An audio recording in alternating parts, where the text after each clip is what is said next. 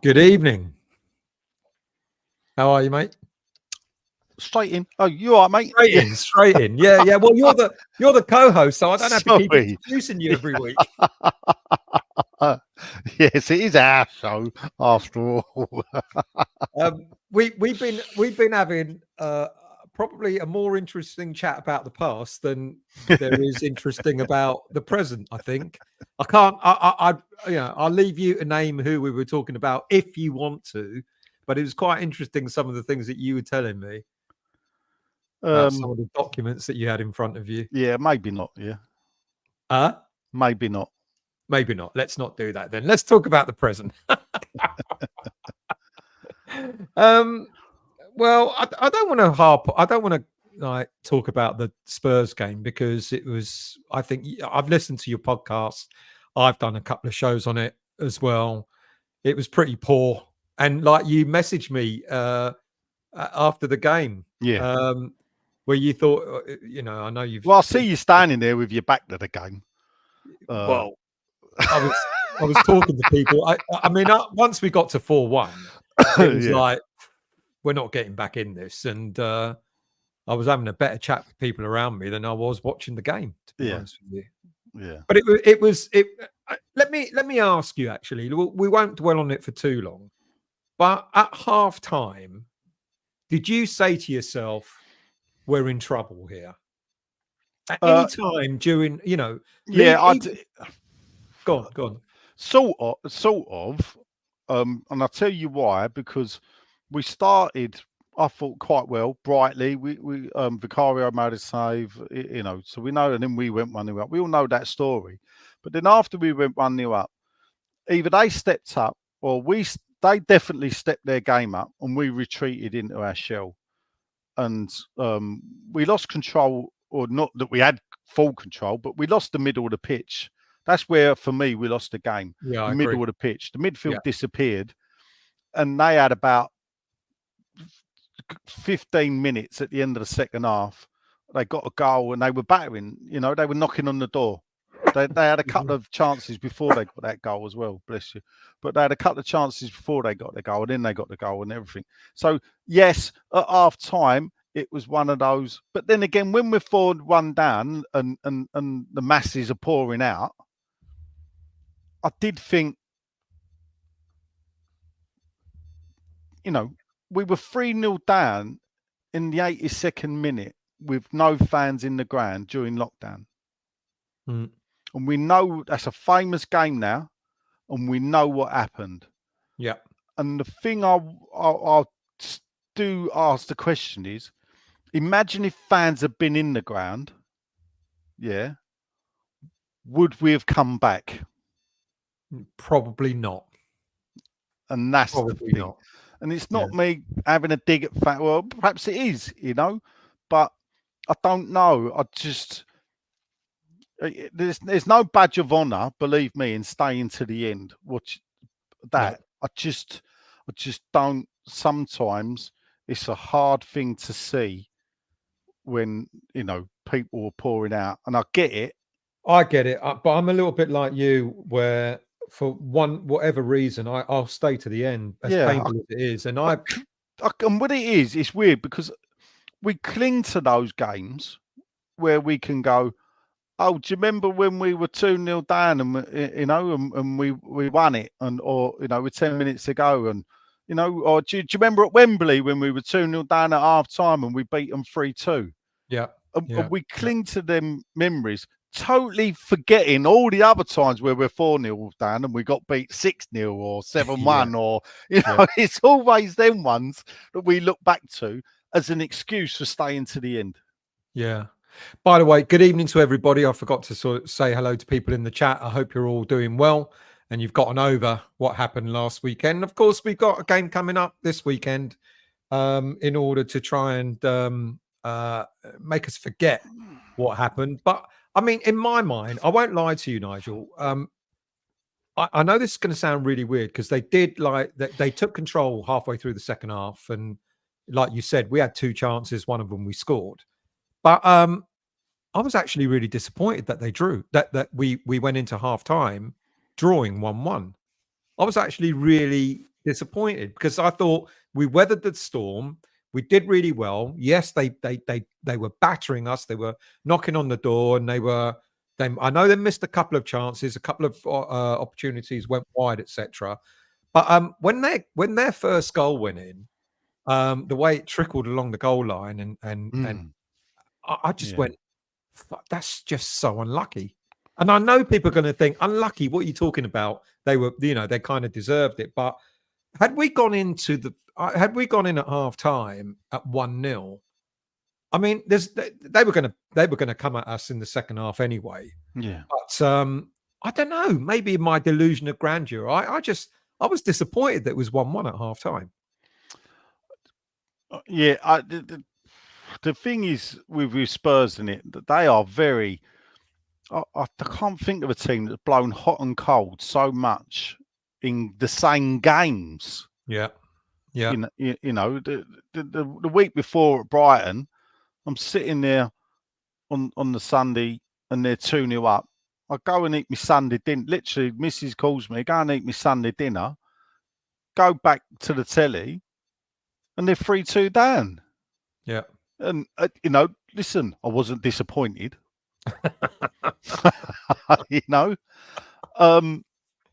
But it was just, so therefore, when we're up against them, you think, well, we've got a chance here, haven't we?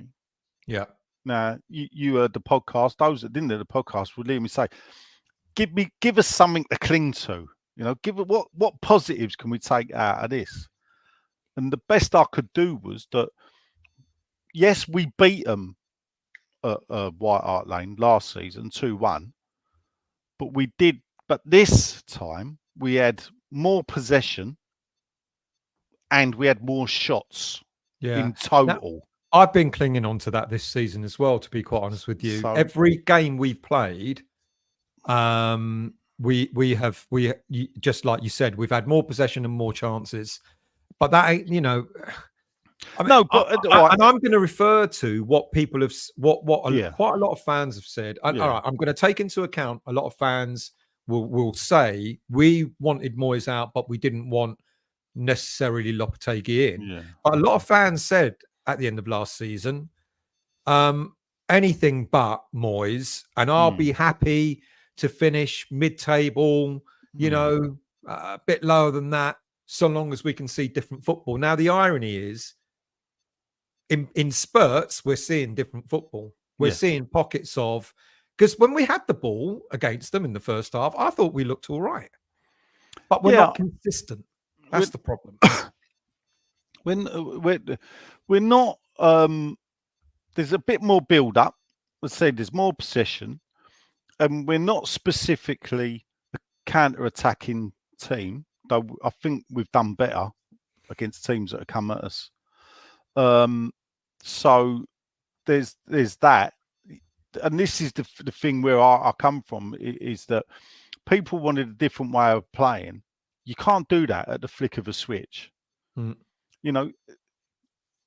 Evolution, not revolution, is something I've banged on about for years.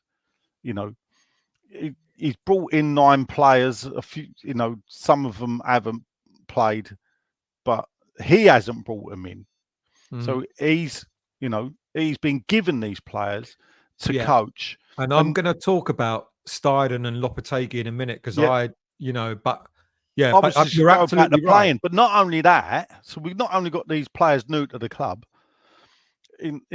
under David Moyes, and I want a cheerleader for him, but I did defend him and everything. Why? Because actually he achieved quite a lot with West Ham that we hadn't achieved in the past.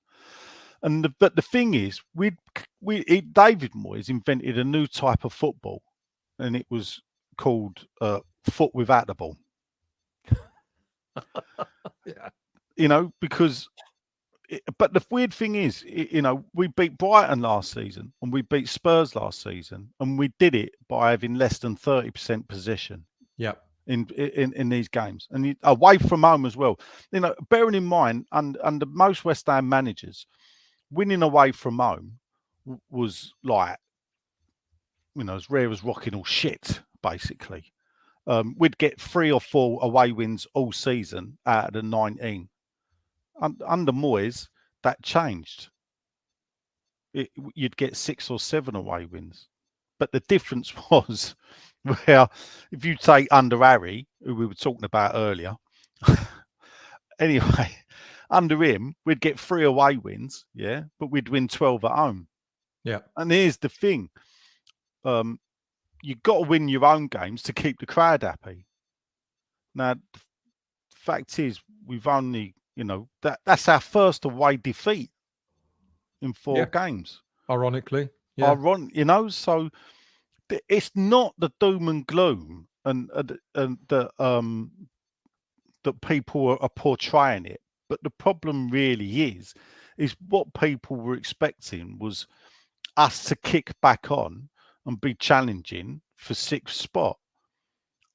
And the difficulty, I suppose, for those of us that defend or sit here and go, come on, look at us, we're West Ham. We've never been that club. Is when you look at the likes of Brighton and people, I suppose, have got every right to go, but if Brighton can do it, why can't we? Why can't we? Yeah. And I ain't got an answer, and that's where people sort of do get me, because I can sit back and go, well, they've got a point, actually. Yeah. It's all right for me sitting here banging on about historic, and me, I can tell you everything where we finished in leagues and everything. But the fact is, we're being outperformed by a club. Is it a matter of we're trying to now, having brought a technical director in and trying to emulate in a way the likes of a Brighton? That's going to take time, isn't it? We're in that transition stage, aren't we? Do we accept the fact that we're in that transition stage, that Lopetegui's trying to instill a different type of football? He's still got a lot of players available to him that were under Moyes. Yes, we bought 9 players in, but we know at least 3 or 4 of them are never going to make first team football on a regular basis. Wes Foderingham, Guilherme's been bought for the future, as an example. You might argue maybe the rest of them should be, but he wouldn't have been thanked, would he? If we were getting even poorer results, having played all the new players, he wouldn't have been thanked for that, would he? No. Fans would have then gone, oh, for fuck's sake, that was obvious, because you're bringing in all these new players in, and how you expect them to play, So I think what frustrates me is that sometimes there seem to be shades of Moyes where he still plays certain players. I don't want to name Antonio, but certain players, and he keep Souček out your mouth as well. You know what? I think Souček, in a roundabout sort of way, has earned his place at times, because whereas players like Antonio, sometimes I just look at him and I just think, mate, you meant to be a Premier League footballer. But so he's got that. He's trying to balance a lot of new players coming in, as well as trying to get the existing players to play a different style of football. That can't be easy. I'm not trying to make excuses for him, and I know I know a lot of the fans are already beginning to say he's the wrong manager. But I kind of argued when I did my Monday show. I went, okay, people are saying get him out before it's too late, etc., before we're in the bottom 3. But I argued, what if we bring another manager in and he doesn't do well for the next 8 games? Are we going to then go get him out and bring someone else in? That this perpetual cycle. Yeah, I've long argued against things like that. So I've never understood those that give a manager 5-6 games. Oh, out you go, get another one in, and let's look around. Who are you going to bring in? And that is an easy thing. Well, who are you going to bring in? The more venomous ones, I would actually say, well, I would, what's going to make you happy? What are you expecting from West Ham? Because there's a lot of people out there, I'm sorry, I don't know what you're expecting, but and actually, I think you're only winding yourselves up, and the problems could be you rather than us, because maybe it is flippant to just go, we're not that club. But sometimes I think the people's expectations far exceed anything this club is able to achieve under this current ownership. And whether new owners came in and under the new regulations would actually be able to fund it to do what clubs like Villa have done. You know, Villa are going to get caught out very soon, I would imagine, unless they start cooking the books as well. Because you can see Newcastle. I mean, they managed to sell one of their players for a good amount of money to be able to get away with. Yeah, Newcastle are not powering on, are they? Newcastle are not powering on now. Like they're people not powering on because they know that they are borderline. Colin agrees with you. You know, we're a sleeping giant. The problem is who's running the club.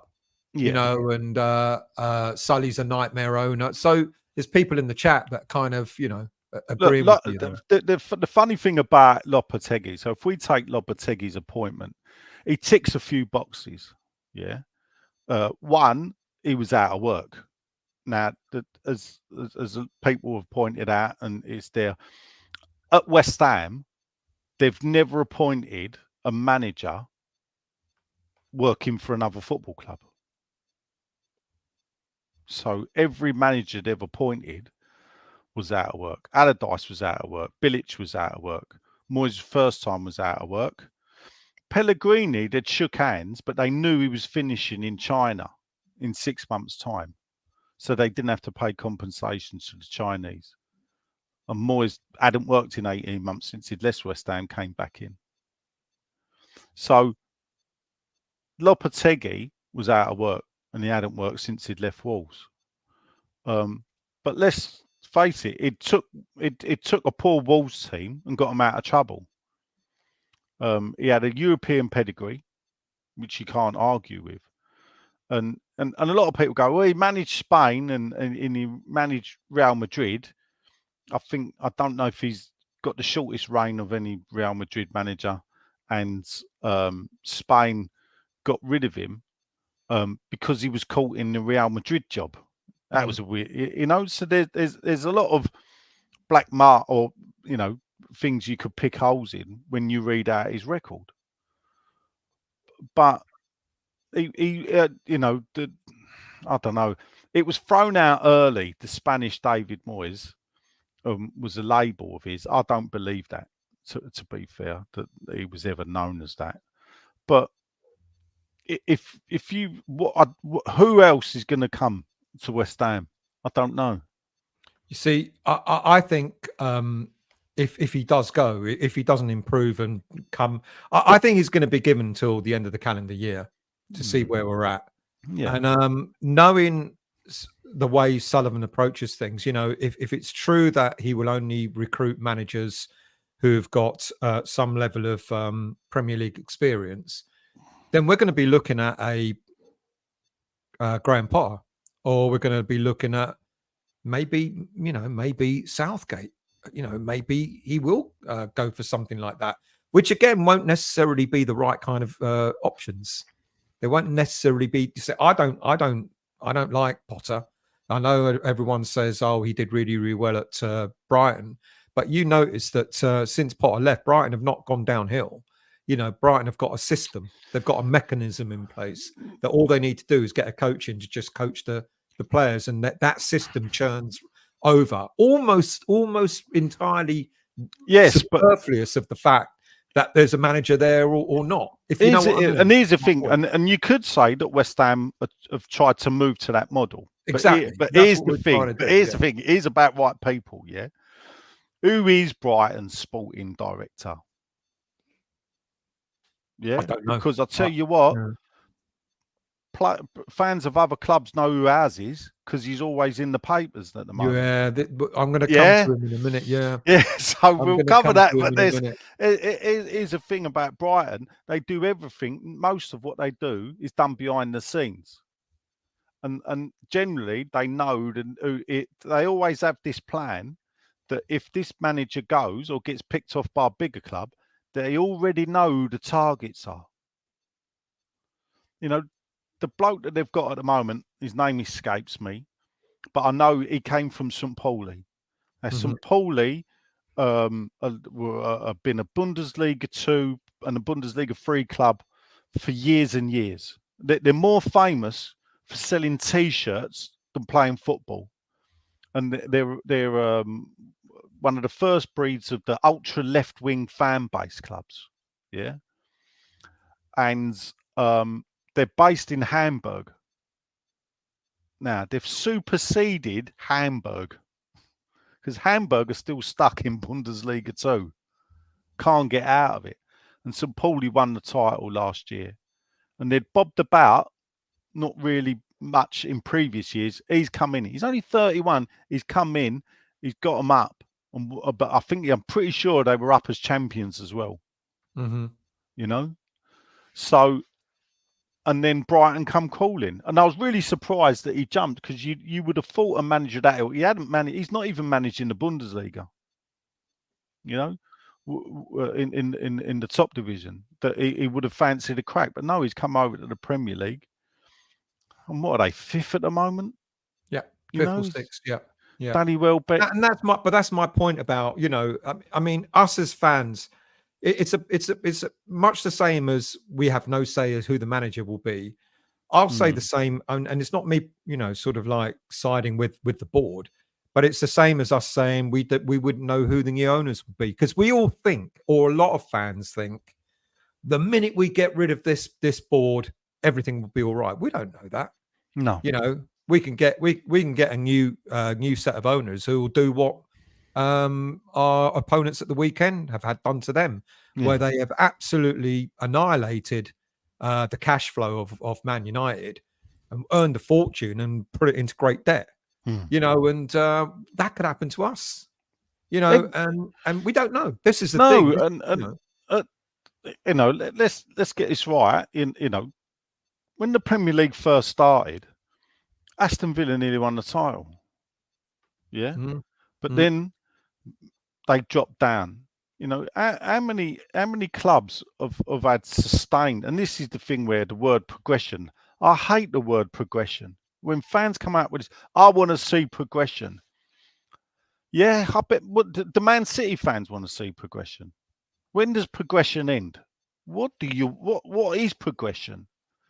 Because when you study football, it happens in eras.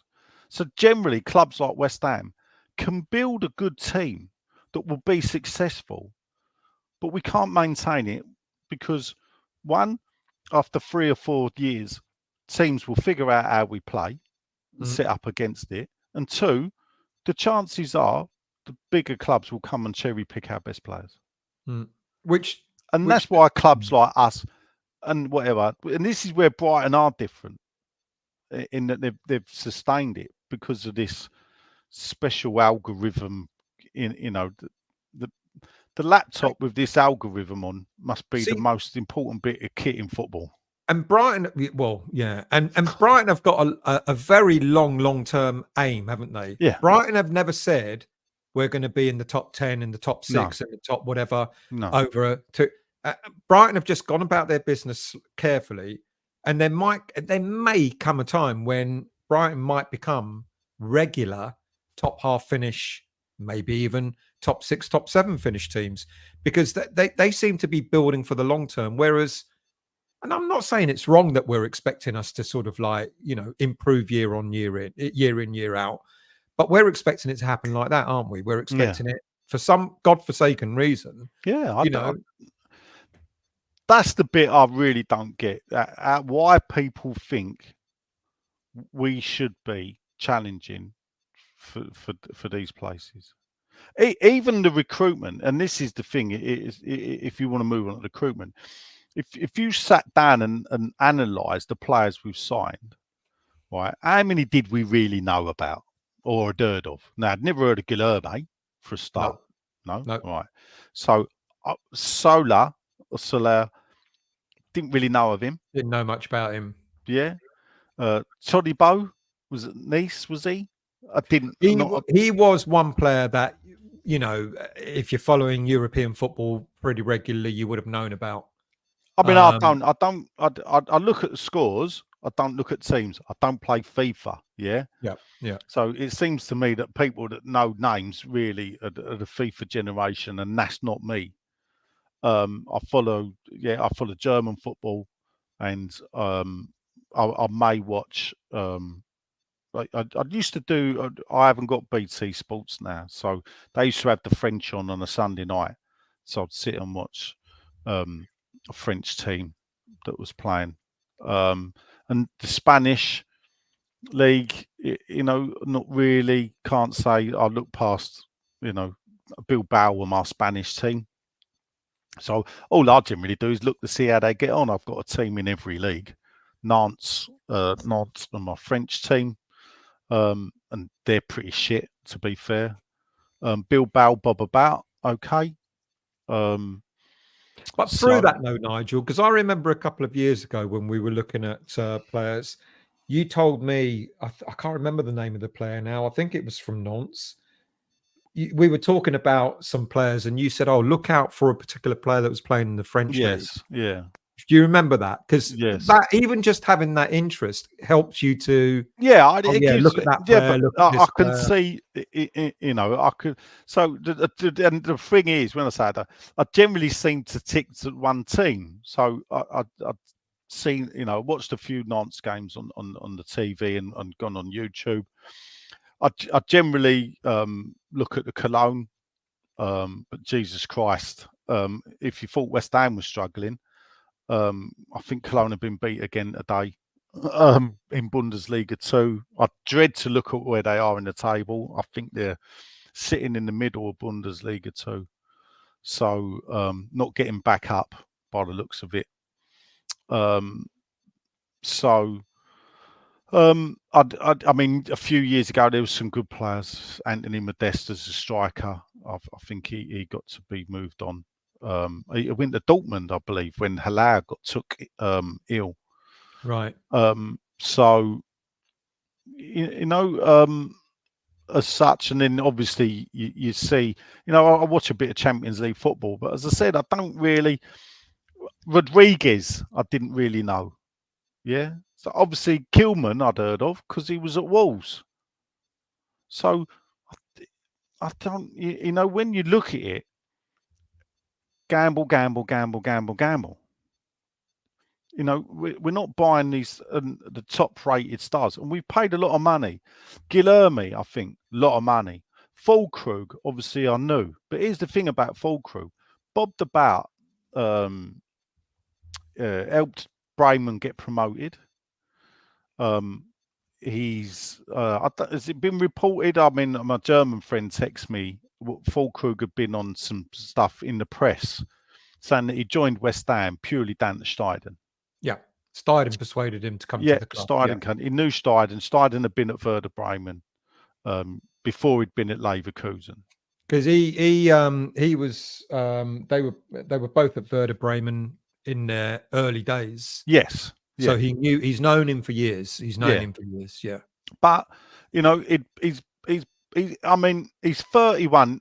He's only played 22 times for Germany because his career is a late. Talk about late blossomer. But here's the thing about Füllkrug: his best goal scoring record is for the national team. If you look at his goal scoring record, it was at Bremen, but then he was loaned out to some junior teams and played in the Bundesliga 3, I think, for the Werder Bremen reserve team. And then he got the move to Dortmund. So, and he got about 1 in 3 at Dortmund, 1 in 3.5 games. Yeah. Which is good, but not great.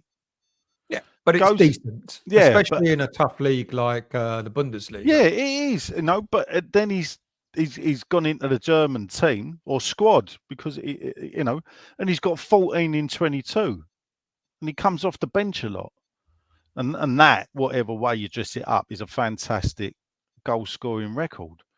But at 31, you know your body's on the slide. He's been playing football for 10, 12 years. His body's on the slide naturally because of his age. That's a lot of money in it. So that's 50 million we've wrapped up in Füllkrug and Guilherme. So let me go on to. I mean, I wanted to talk. We'll talk about Kudus in later on, but you've touched on now the point that I'm, and I hate the word blame. I don't think that this should be a blame game at the moment. But why put it in there then? I don't know, because it's the only one I could think of at the time. It's a Seanism. That's what it is. It's a Seanism, exactly. But I mean, it's come on to what is it?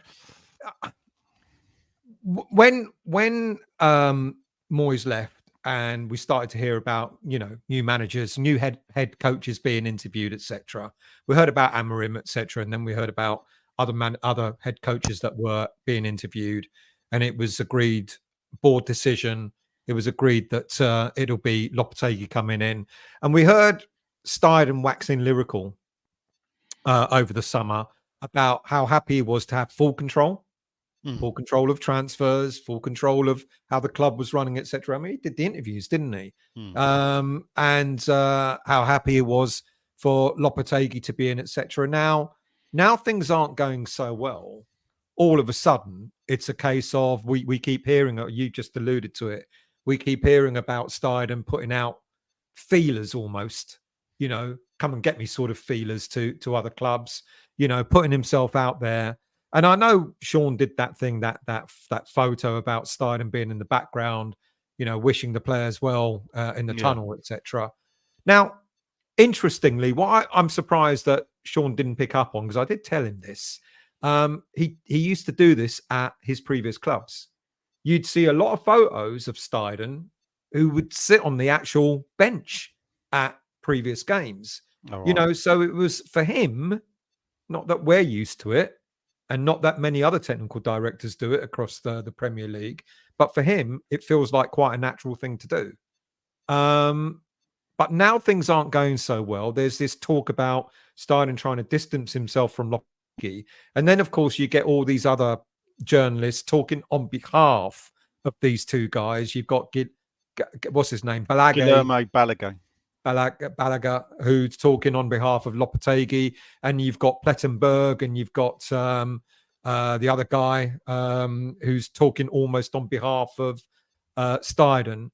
I mean, when Steiften went out and said, I'm so happy that I'm in control. So all the signings, I'm guessing, probably bar Kilman, were Steiften signings. Do you think there's a bit of a discourse between these two guys? Steiften just went out and got players.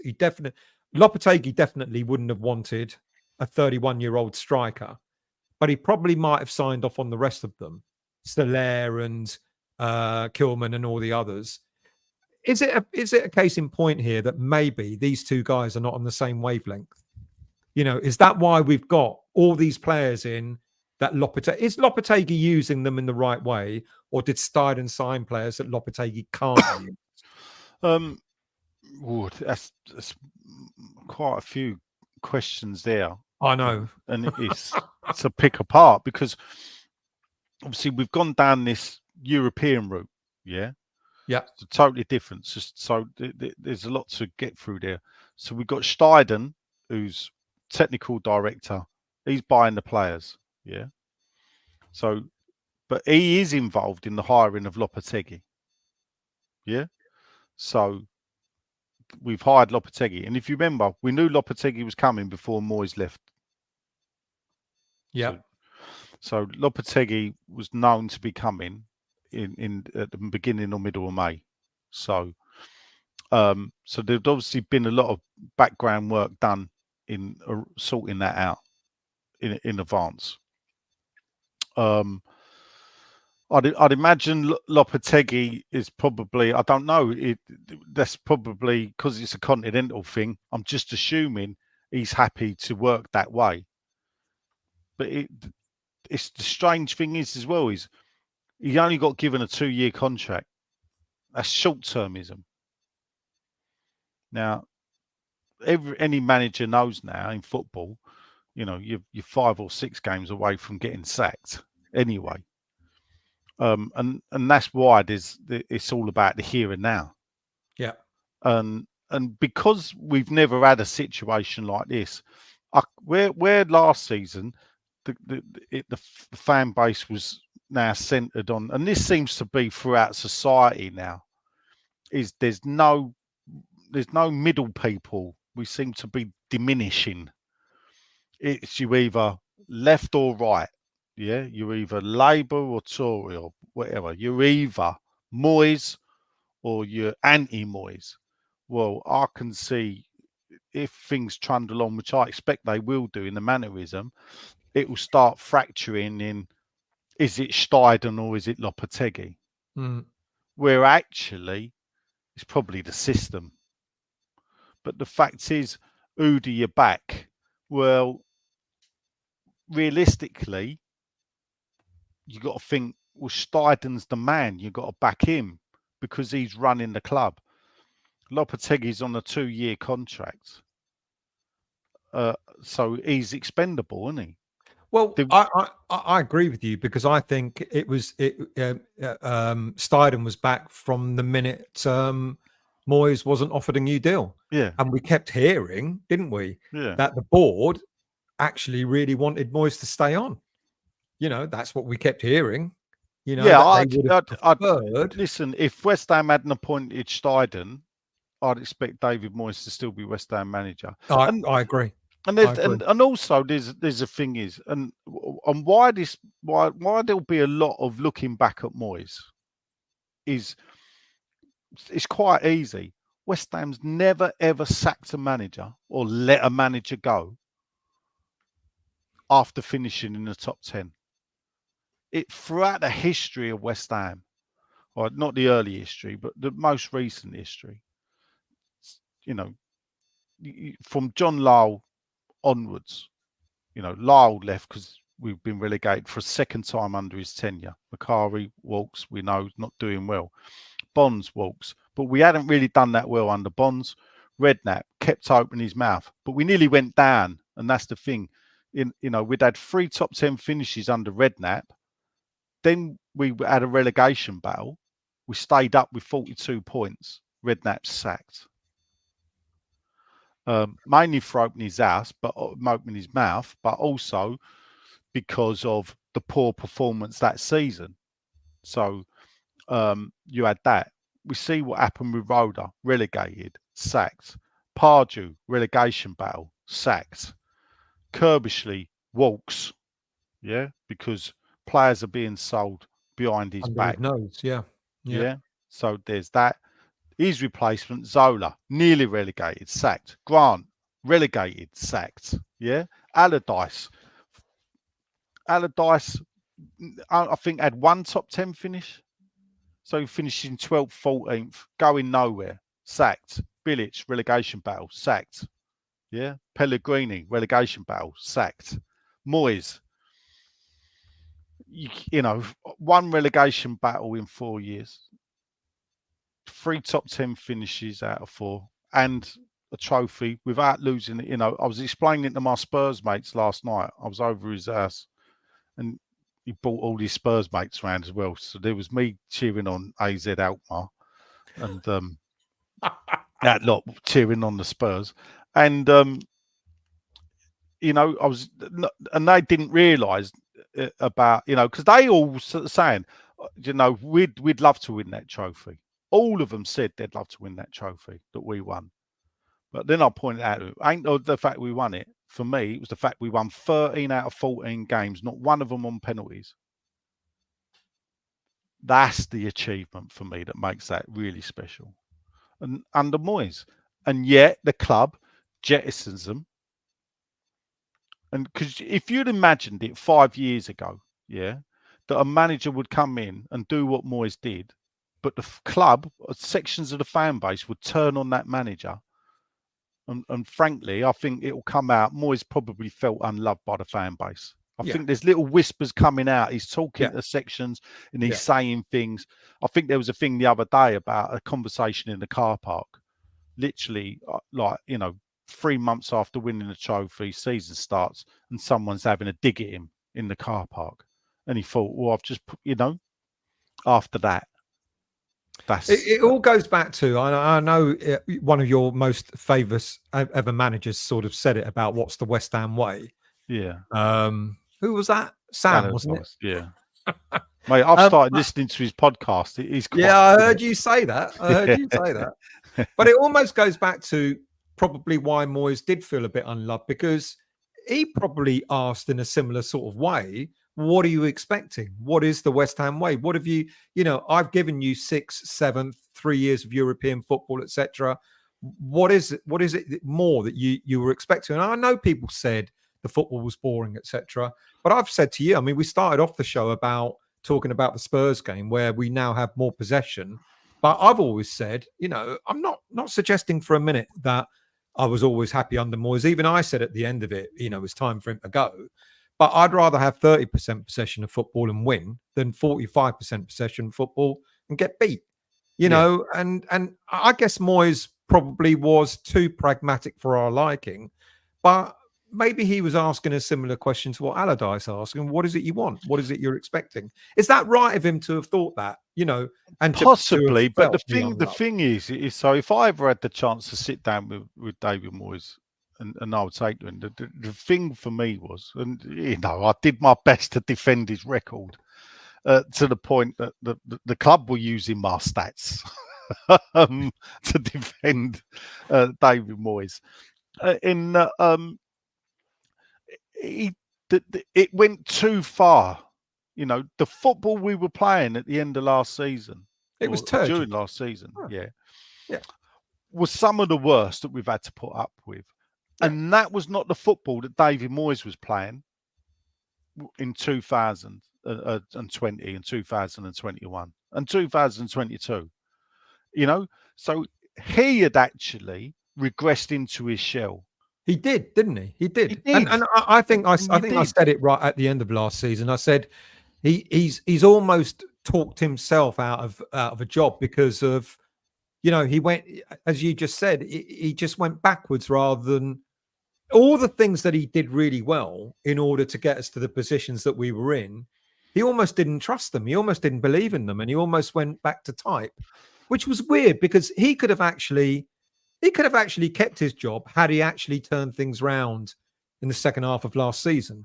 If it had started playing a bit more flair, but that's the thing. It wouldn't have took a lot. We still finished ninth. Exactly. It wouldn't have took a lot. And the mad thing is it goes to Brighton and he wins. Was it 3 or 4-1? We beat Brighton. Yeah, and he did it with less than 30% football. Yeah. The reason why we know that is because we've gone and looked at it. Yeah. At that moment in time, watching that game, did we walk out the ground going, fucking hell? No. We stole that. We came out of that game. It was summer. We came in that game. We were cock a hoop. We were like, we fucking smashed them. Yeah. Because every time it was the second. Was it the second away game of the season? It was one of the first early doors. Season. Yeah. And it was very early doors. And you're thinking, blimey, we finally beat Brighton at their stadium. And we've done it in such a fashion, that we didn't bother to notice that we'd had less than 30% of the possession. Of the irony. Yeah. Because we didn't care. A few things in the chats I've seen. Did we play like this under Greenwood and Lowell? Guess what? Under Greenwood and Lowell, look up the possession stats. And when you find them, let me know, because they don't exist. Mandan has asked, was the football under Lyle and Greenwood as good as they say it was? That's where the West Ham way comes from, isn't it? Right. So Greenwood's highest league position, 6. Yeah. I think he achieved it twice in 14 seasons. Yeah. Bobbed about, won cups, but there were some bad defeats, in the cups under him. Mansfield's Towns, the Blackpools.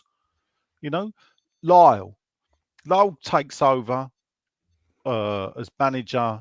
I would argue that the FA Cup in 75 should be shared between Greenwood and Lowell, because that was the season it was handed over to Lowell. He was only first team coach. All the players were still bought by Greenwood. Lowell was like Lopetegui, yeah. Greenwood was like Steiften. All the players were bought. They were scouted by the scouting team and bought by Greenwood. He did the deals. Lyle coached the players. Lyle then takes over. The highest he finished in what I call the first period of Lyle, which is prior to 78 relegation, I believe the highest he finished was 15th out of 22 until we finally finished 20th and got relegated. It's been 3 years. Now, it was the first season. Imagine that, West Ham fans now. First season in Division 2 or the Championship as it is now. Don't get promoted. Don't have a cup run. Yeah, I think we had. No, I don't think we did have a cup run. There was a League Cup quarter-final against Forest. That might have been the year we won the cup in 80. That might have been 79. 78, 79 was a good start, but it petered out. Yeah. And we finished 5th, I believe. 79, 80. I think we got the quarter-final. We played Forest. They beat us in a replay after extra time. And bear in mind, Forest were European champions at the time. Yeah, and we're going to win the European Cup League Champ. And then we win the FA Cup. And then record-breaking season the following year. So, yes, that football was good. Lyle then did 3 top 10 finishes, but what he did was he finished, I think, 8th, 9th and 9th. Yeah. Slipped back a bit, nearly got relegated. In fact, we beat Norwich. And if we'd have lost that Norwich game at the end of the season, it might have been Watford, actually. It was Watford or Norwich. I think we beat Norwich 1-0, last-minute goal. If we'd have drawn that game, Norwich would have stayed up, West Ham would have gone down.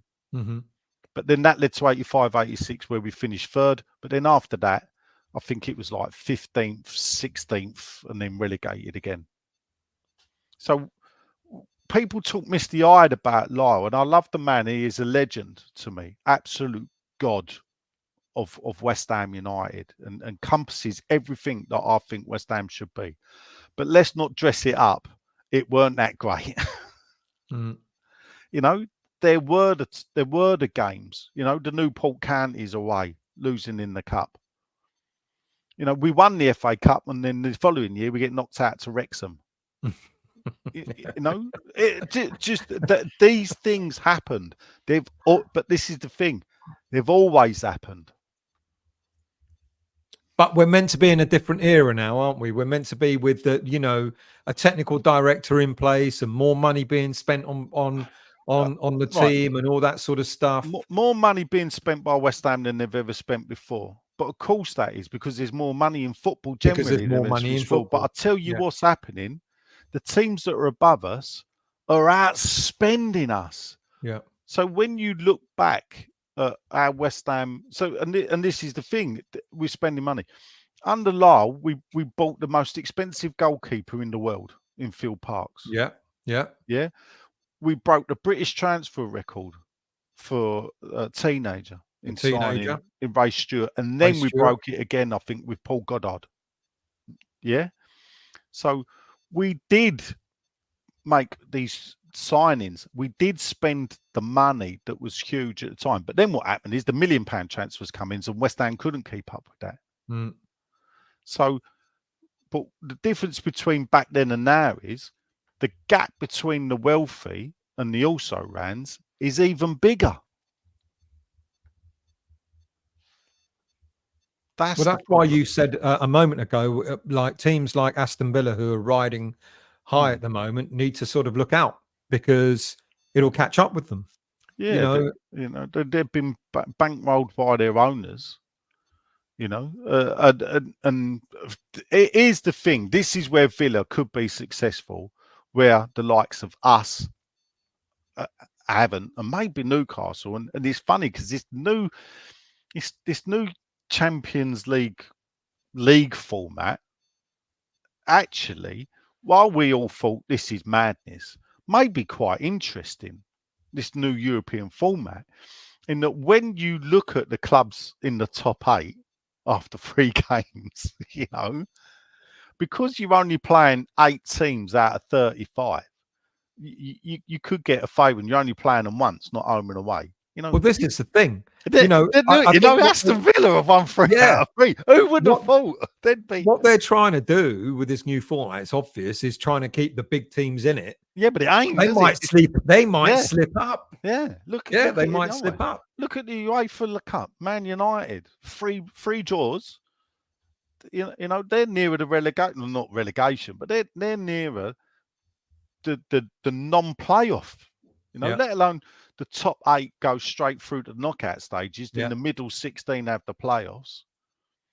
It's weird how this new format actually may be quite interesting because a team like Villa, teams like that could actually get through and whatever, and possibly as well the fact that the bottom teams don't drop down either into the next tournament means that all those competing for the UEFA Cup probably stand the fairest chance of winning the UEFA Cup rather than a team kicked out of the Champions League dropping down and saying, "I will win this one then." Yeah. So going back to the original question, because I think we really addressed it. We kind of touched on it. How have you seen now that the transfer window's shut and we're looking at the players that Lopetegui's got, and I'm reading the comments here, and some people are saying, it's down to Lopetegui for not using him correctly, etc. One or two have sort of suggested maybe this is down to Steiften. How are you seeing it? Because let me try and do this comparison, because we talked about Aston Villa. Now, Monchi, the technical director at Aston Villa, used to be the technical director for Lopetegui at Seville, and they did exceptionally well at Seville. Seville under Lopetegui and Monchi. Who was at Seville first? Because this is a question I don't know. Go on.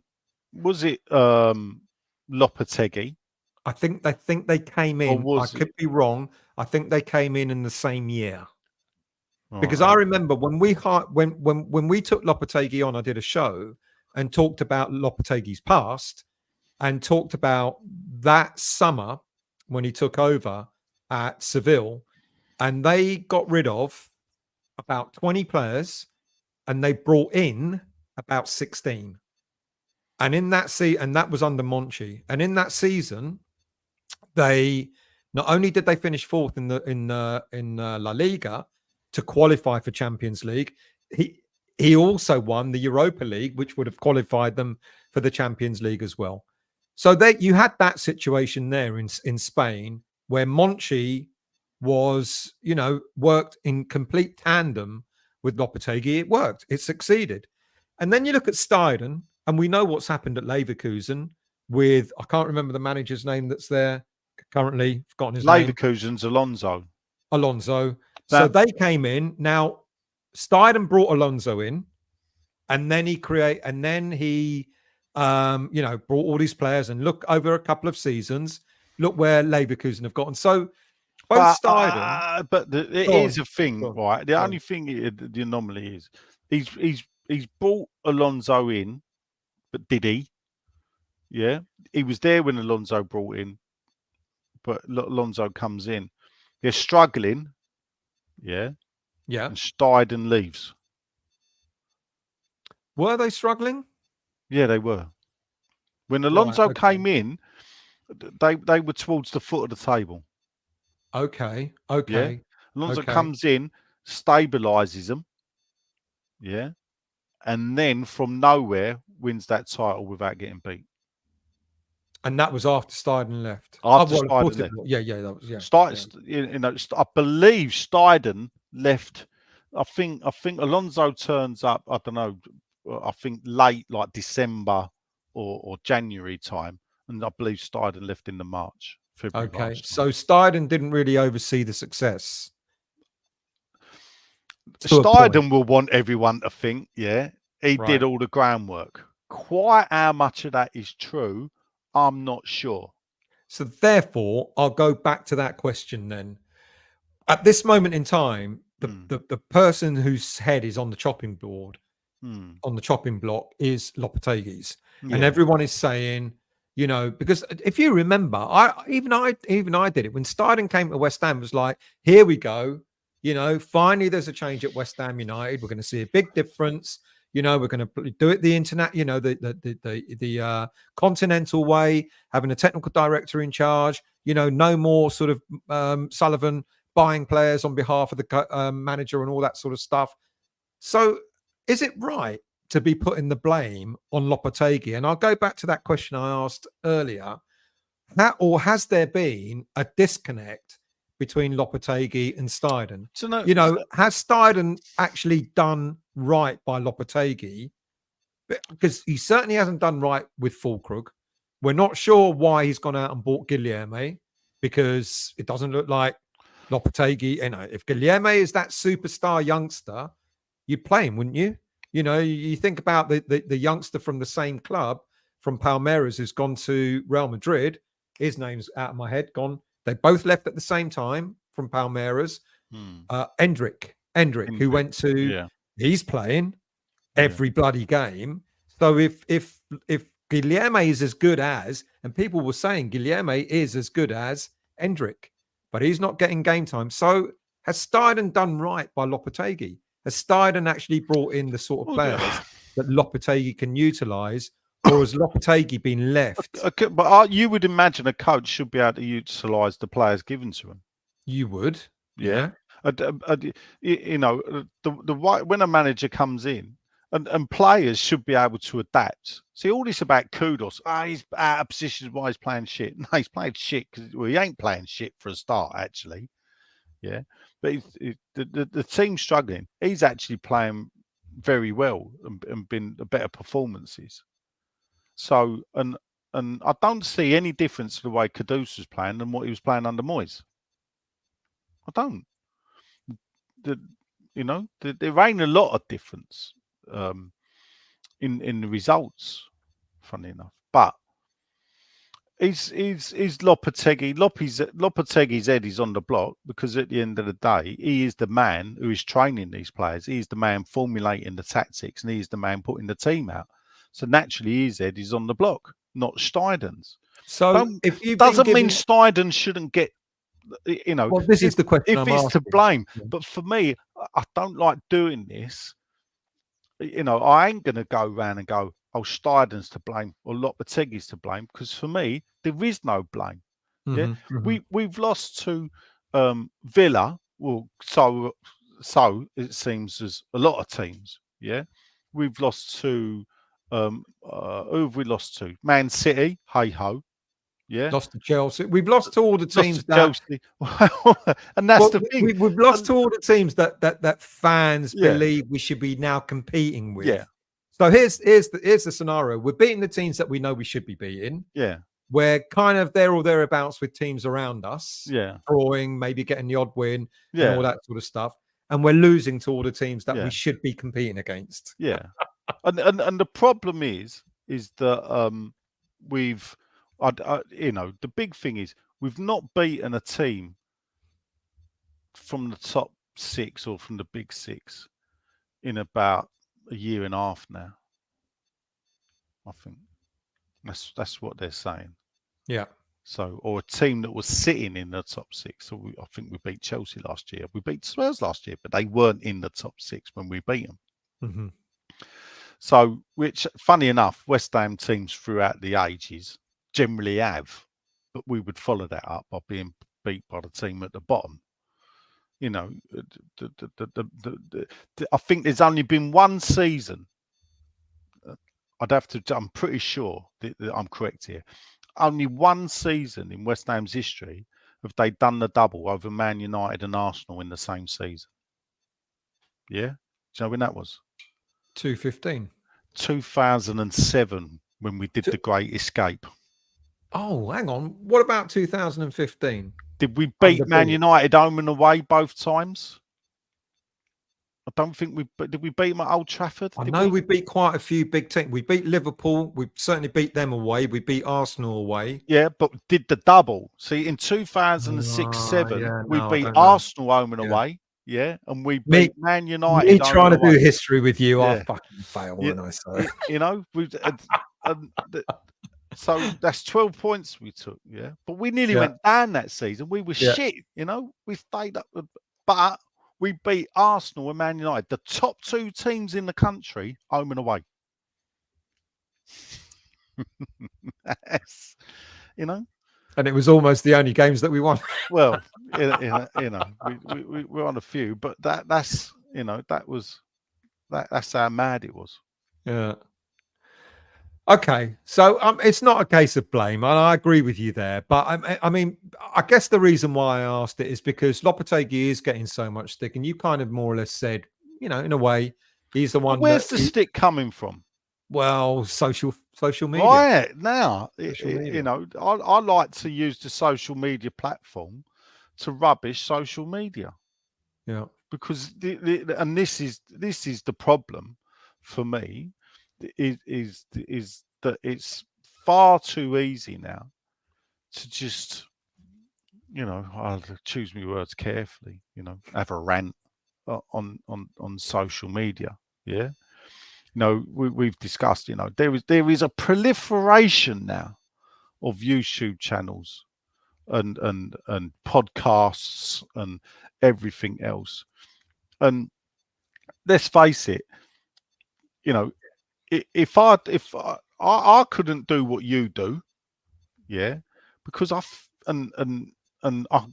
whatever, because I couldn't sit here and I don't know, I couldn't behave that way. It'd be very boring if I sat and done a one-to-one to camera. I did a few in the past, and when I watched them back, it fucking bored me.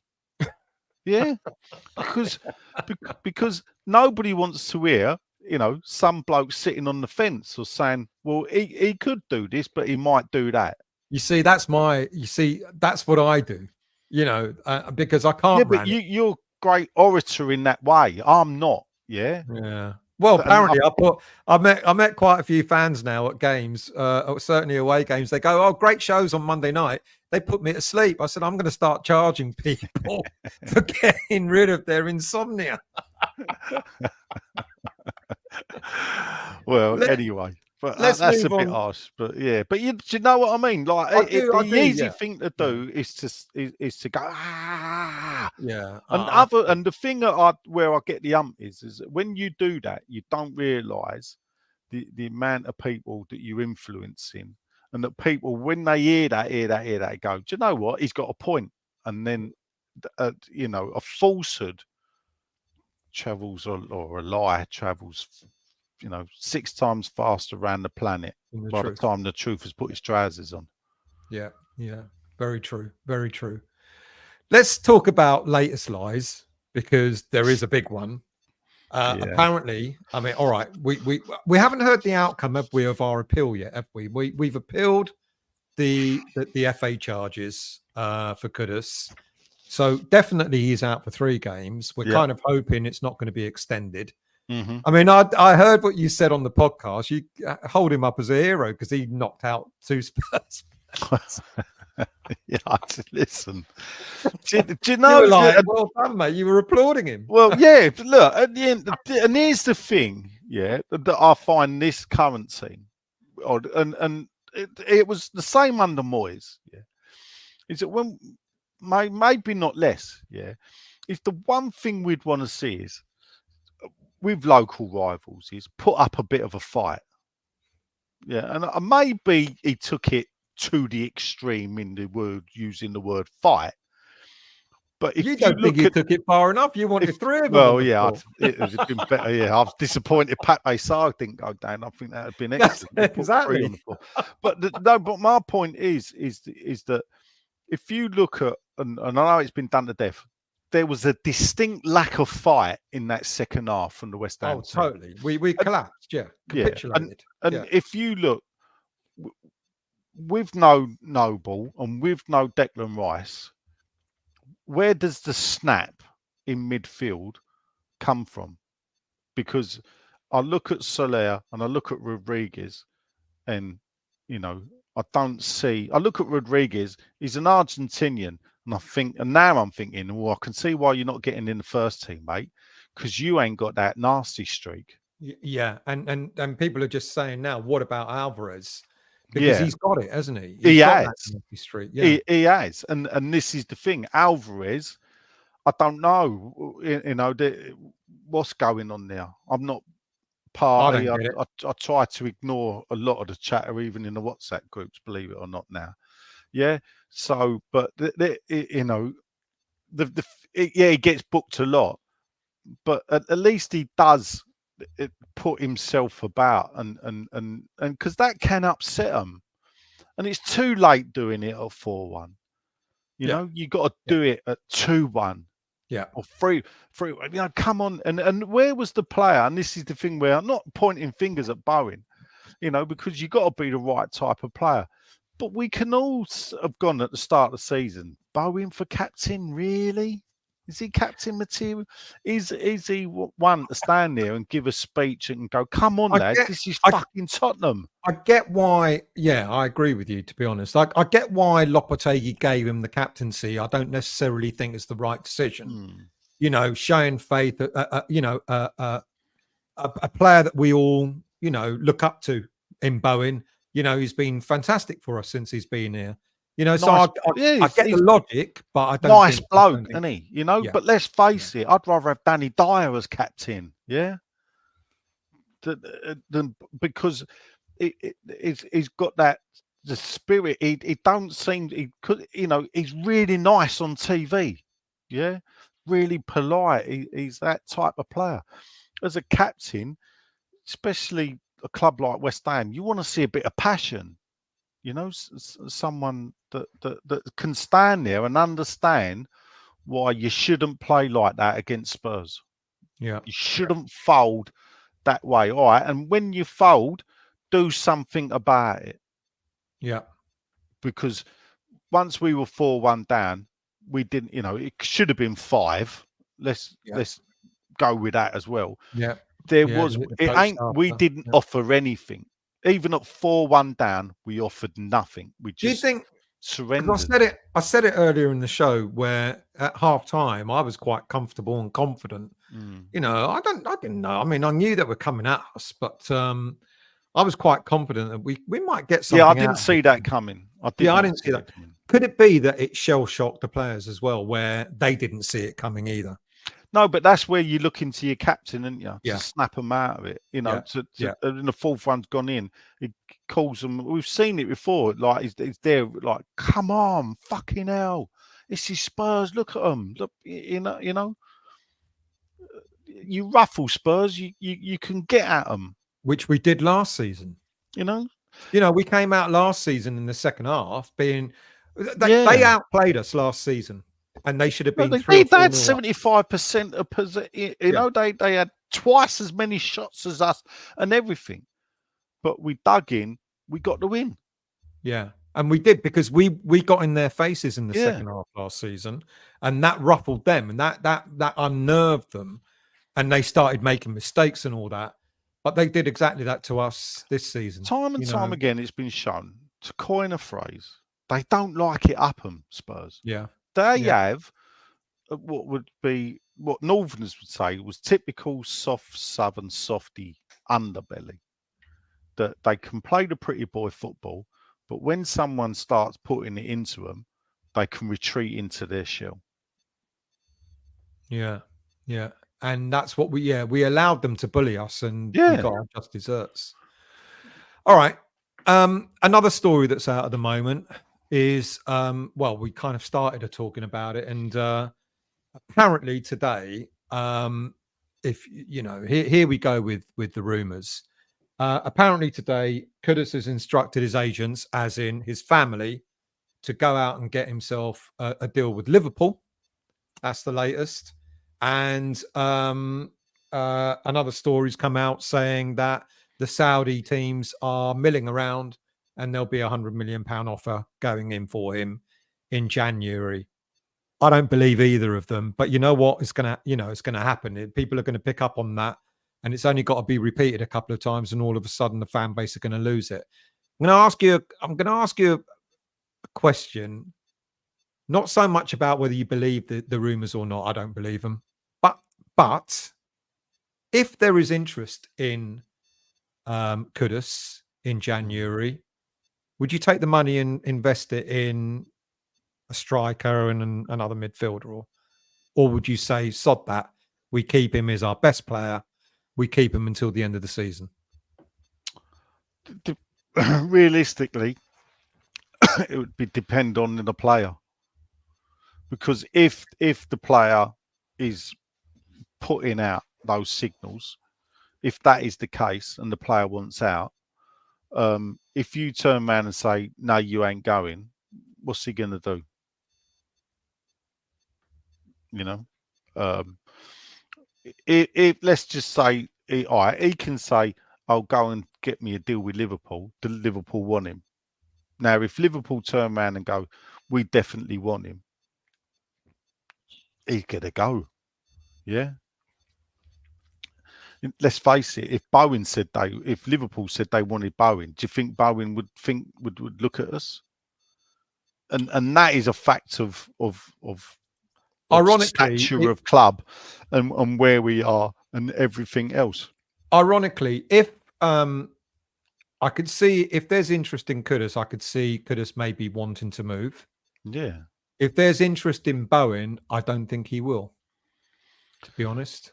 No, I mean, I don't know. It's a tough one, because I think if a club like Liverpool come calling, then I think Bowen's going to look at it and go, you know, here's a team definitely competing for the title. Yeah. You know, definitely competing in Champions League, European football. You know, it'd be great to be a part of that. Yeah. And family ties, that's the only thing that may muddle the water with Bowen. But with Kudus, at the end of the day, you know, what's his love for this football club? No, realistically speaking, you know, the club media people can wheel these players out all you like. They can make as many background films about these players. When push comes to shove, when the big boys and big money or bigger money comes calling, they'll have it on their toes as quick as they can get there. And we got to be realistic, haven't we? And I know fans don't like this, and I know I've said it before and I've been criticized for it, but it's not me wishing these players to go, but with the greatest of respect, players still use West Ham United as a foot in and then to move on. I mean, if teams that I've seen potentially keeping hold of their players are the teams that we've spoken about already, like Aston Villa, who are doing well. So, you know, when they're competing up at the top, etc., players are going, well, why should I bother moving? You know, but if we were perpetually finishing in the top 6, I'd say even if someone came in for players, a lot of players will go, well, no, I like it here. That's why I like Bowen, for example. But yeah, I mean, let's put it like this: the top 6. I think a lot of players like European football. You know, and this is the funny thing. They do. Yeah. Having West Ham in the European football 3 years running, getting to a semi-final, quarter-final, and a final, and winning a trophy. Yeah, but not just participating, but getting to a quarter-final. And frankly, I thought we were unlucky. All right, we played shite in Leverkusen, as we know. Yeah, we did. We absolutely did. But we were 10 times better at London Stadium. Oh, we were immense that night. And how we weren't the only team to beat them, we weren't, or to become the first team to beat them, obviously, because Atalanta did it. I don't know. You know, we should have won it. We should have seen it out to win 1-0, but we could have got it back to 2. So there's the attraction, isn't it? Now we don't have that. And that's the problem. And it comes back full circle now, is in the transition year, is can the club, and this is the thing where it's a gamble, can the club do a transition year? Because if you don't get European football again, what are the likes of Kudus and Alvarez, when they get teams sniffing random that will have European football, they'll have it on their toes.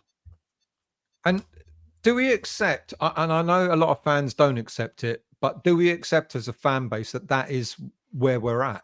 You know, this is West Ham and I don't mean that in a really bad way. Oh, well, we should just accept our fate. But this is West Ham, isn't it? You know, and unless we start to, play, unless we start finishing regularly in the top 5, 6, etc., I said it when Kudus arrived and he demonstrated how fantastic he was. I kind of already accepted the fate that we'll keep him for a couple of seasons and he'll be gone. If Paqueta didn't have the issues that are going on over him at the moment, he would have been gone. You know, he probably would be playing for Man City now. Yeah. And I don't wish to sound defeatist when I say, do we accept that? But it is the way it is, isn't it, at West Ham? Well, that's the funny thing is the people that criticise, because I share that view. We share that view. The people that criticise us see that as a lack of ambition. Yeah, and I don't mean it in that way. No, and what these people fail to is the best way I can explain it. I want West Ham to win every game they play in. That's why I go on. That's not why I go and watch play football. But this is what I want. When I turn up at a game of football, either on the telly or wherever, I want West Ham to win that game. I never want West Ham to draw. I never want them to lose. I want them to win every game. But I'm a realist, and I understand we ain't going to win every game. Now, that's it. What did I used to ask for? Perhaps, I don't know. Perhaps I didn't. Perhaps I did have a lack of ambition. All I used to ask for was we don't get relegated, and can we please get to an FA Cup semi-final? And the funny thing about it was, I didn't even say I want an FA Cup final. I want to, just give me It was just give me the day out at Villa Park or Wembley for an FA Cup semi-final. Don't go down. I'll be fucking happy. Yeah, and that's probably still true to the day. It goes back to, we spoke about Brighton earlier on, and it goes back to, what Brighton do. See, what we've got. This is the West Ham way, isn't it? Because we get caught up in icons at West Ham, the Di Canios and players like that, etc. And we want them to become, legends forever. We want them to stay at the club forever, but that doesn't happen now, and it goes back to like the Brighton thing. I don't think, I could be wrong, but I don't think Brighton fans lose their heads over selling a player that has done really well for them. What happens at Brighton is they bring in a player, an unknown player, he plays good for 1 or 2 seasons and off he goes to a bigger club and they get all that wad and they go, there you go, we'll get the next big player in. And they don't seem to be hung up on icons, so to speak. I could be wrong. They don't seem to be so. What happens with us is we get a good player in, we get a Kudus in, we get a player like that in, and the minute another team's interested, we lose our heads over it. Well, why should we sell him? What you've just said, well, it shows lack of ambition that we're selling him. So long as we're investing that money, and hopefully this is where we're going, I don't know, but hopefully if we're investing that money back into the club, if we get a player for 30 mil and we sell him for 100 mil, but we're investing that money back into the club, surely that's a good thing moving forward. Isn't it small steps? Or am I being defeatist and unambitious in saying that? I don't know. I don't think you're being defeatist or unambitious. I mean, I don't know that many Brighton fans. But if you think, Brighton's Premier League era stems 6, 7 seasons. Mm-hmm. I'd imagine Brighton fans were picking out their favourite player would be Glenn Murray. Mm-hmm. Yeah, and he ain't by far the best player, that they've had played for them. They've had the lot. Chelsea bought half their team, and yet perhaps Cucurella started to come good, but he's blown out or cold at Chelsea. The Brighton there were quids in. The funny thing about Brighton is, how did Brighton get to this situation? People ignored the fact that their owners put £400 million of his own money into Brighton. Now he can afford it, so he's not bothered. He's never going to ask for it back. You know, he's not that type of loaner because he's probably made that money back with the players he's bought and sold for massive profits. Not so much, no, but probably it's probably a 50-50 split when you look at, you know, they've got like 60-70 million for a few players, didn't they? Yeah. So that, you know, they sold McAllister. You know, you forget, you know, you got McAllister at Brighton, Trossard, Cucurella. I've forgotten the other bloke they had. There was a couple that went to Chelsea. Or Caicedo. Caicedo, that was the other one. You know, so and look at them. They've sold all them players. Imagine if West Ham had sold 5 players like that. Would we be sitting 5th in the league? You know, we sold Declan for 100 million. And what have we done? Stayed still. Who stayed still? Yeah. And there was a comment. Why? There was a comment earlier on which suggested that we should never have been in this position in the first place, where Moyes left the squad in such a dour state that we shouldn't have had to spend, you know, all of the Declan Rice money on standing still. You know, I mean, without going down, people say that, you know, the bloke wins a trophy, he ain't going to lose his job. Yeah, he ain't. But now he's running into the last season of his contract. And this is what highlights our board are, realistically. Mm-hmm. For people that claim to have been in football over 30 years, to get into this situation again of a manager walking into the last season of his contract and then not knowing what way they'll turn. You know, and people forget Bilic was 4th choice. You know, the season, I think Bilic was appointed day of our first game. It was in the July, but we were actually starting our first European Cup game or UEFA Cup game.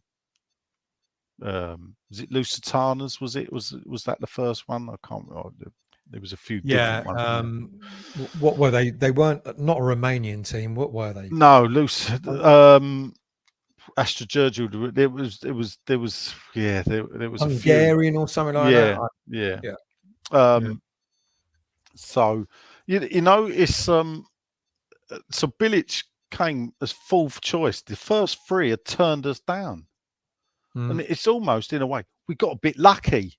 I don't know. You know, that last season at Upton Park, perhaps it was written in the stars. It had to be that way. We get an ex-player come back, and he brings Julian Dix back. And, you know, and it was just like we fell in love with the club again. Yeah. Just in time to lose the love as we move. And then it goes on to, I mean, then the following season is where it fucked up. I mean, not only just why? Because we went out and bought 7 players in the January you know, who were all average. Yeah, you know, who were all Simone Zaza's only goal at the London Stadium was for Juventus.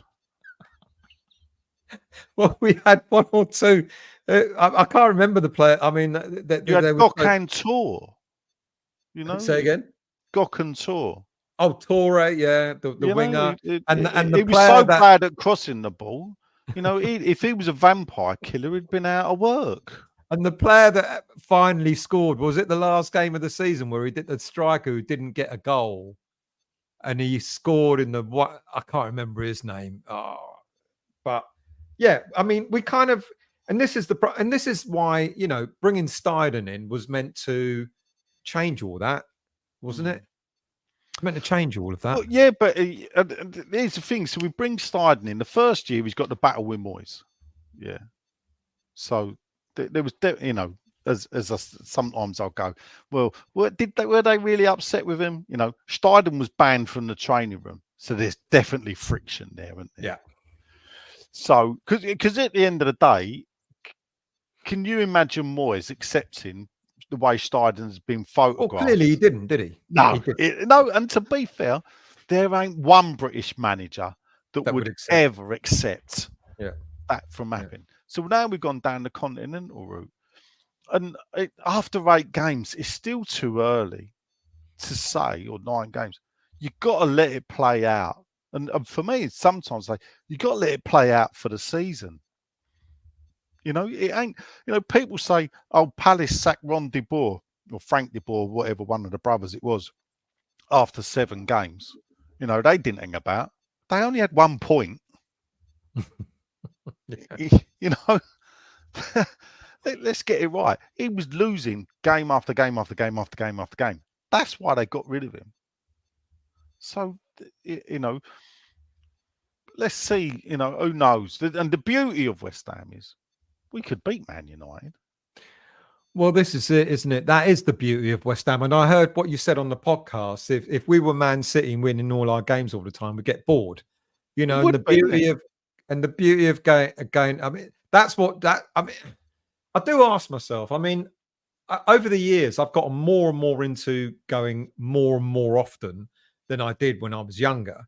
But then I had other things going on. But you know, now it's that thinking.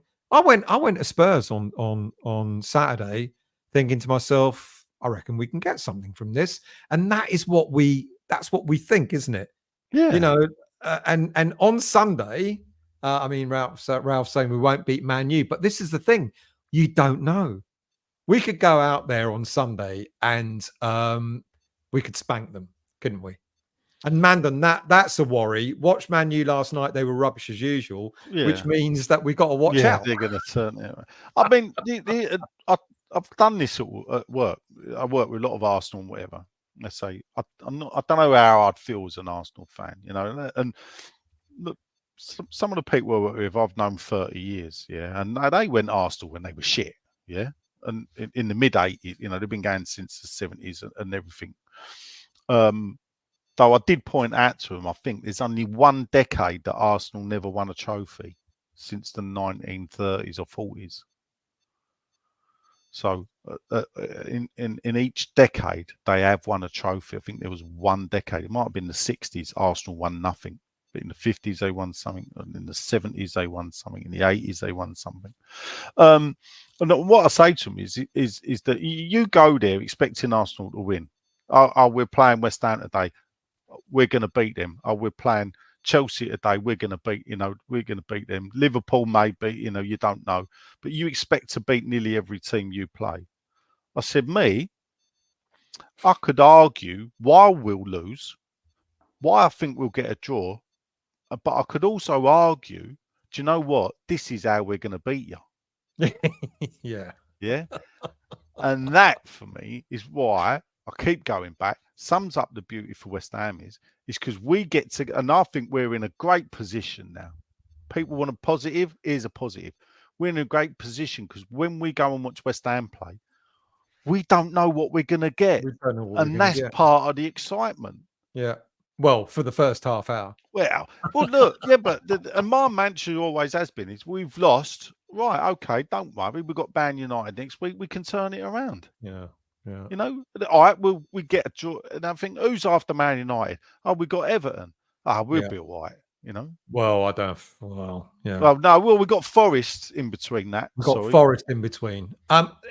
So this goes on. I've saved this question from Miss Smith. If we get nothing from the next 3 games, which is Man United, Nottingham Forest, Everton, I think he'll be gone. Next choice is crucial. As is a striker in January, we ain't going down, etc., etc. If we lose our next 3 games, Nigel, how long do you give Lopetegui, or do you say what the board will do is we will? Because I heard the thing about what was said. Who said it? It was Gio, who did a show the other day, and he said where with Moyes he had credit in the bank. Because of the success that he brought us, you know, and finishing 6th, 7th, etc., he built up credit in the bank. Lopetegui doesn't have credit in the bank, and I kind of agree with that. You know, so no, but does he not get credit because it's a new manager? Rome weren't built in a day. People wanted change. It's definite change, and change it is. I would argue. I'll tell you now. If he loses the next 3 games, if he loses the next 3 games, I still think in the 4th game he'll be West Ham manager. Okay, because you kind of answered that yourself earlier on, because you said, when I asked you about not blame is the wrong word, but who do you hold to account? For the situation we're in at the moment. You said, well, Lopetegui, he's the one that picks the team, plays the tactics, etc. So if he lost the next 3 games, and then we go into even harder games, then we've got Arsenal and can't remember who else after that. You could start looking at potentially getting to the end of November, and we could be, in the bottom 3. So no, I don't think I'm looking at those teams down there, and I don't think we're going to be in the bottom 3. I don't think so either. But if we lose the next 3 games, I'd start to worry. I guess the question I'm asking is, see, maybe. So the next 3 games are Man United, Nottingham Forest away, which, strange enough, where's their form come from? Yeah, because that don't look as easy. And then we got Everton. We ain't stand on me. We ain't losing those 3 games. We might lose 2 or whatever, but we ain't gonna lose all 3. If he loses his next 3 games, what's that mean? It means he's lost 4 games on the trot. Yeah, here we go. The six. Yeah. So, you know where I'm going. Yeah? I know where you're going. So you got the other 2 games after. So what's after Everton? I think Newcastle. Newcastle. Yeah. You got Newcastle, and is it not? It might be Arsenal. I'm looking here because there's an international break. Man United, Forest, Everton, Newcastle, Arsenal, Leicester away. Yeah. For those of you who aren't aware, there's apparently this unwritten law. This 6 games, 6 defeats in a row in the Premier League. No Premier League manager has ever kept his job. Apart from Franco Zola, as I. But I know, was that right, or was that? That was right. No, I was right. Yeah, he lost 6 games in a row. Franco Zola lost 6 games on the trot, back to back, under the ownership of Golden Sullivan. Didn't they take over halfway through his tenure? Yes, and they sacked him 5 games later at the end of the season once we'd stayed up. But he did lose 6 in a row. Where I was wrong is, which weren't under Golden Sullivan, I thought Kirbishley had done the same.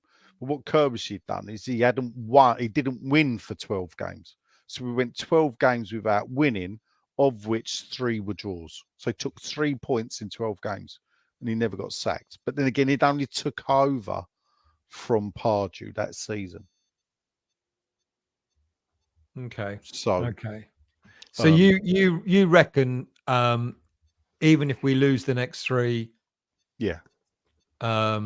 we'll be all right. You know what, though? He'll still be there. Loses the next 3. If he loses 4 on 5, no, I think then it's gone. See you later. And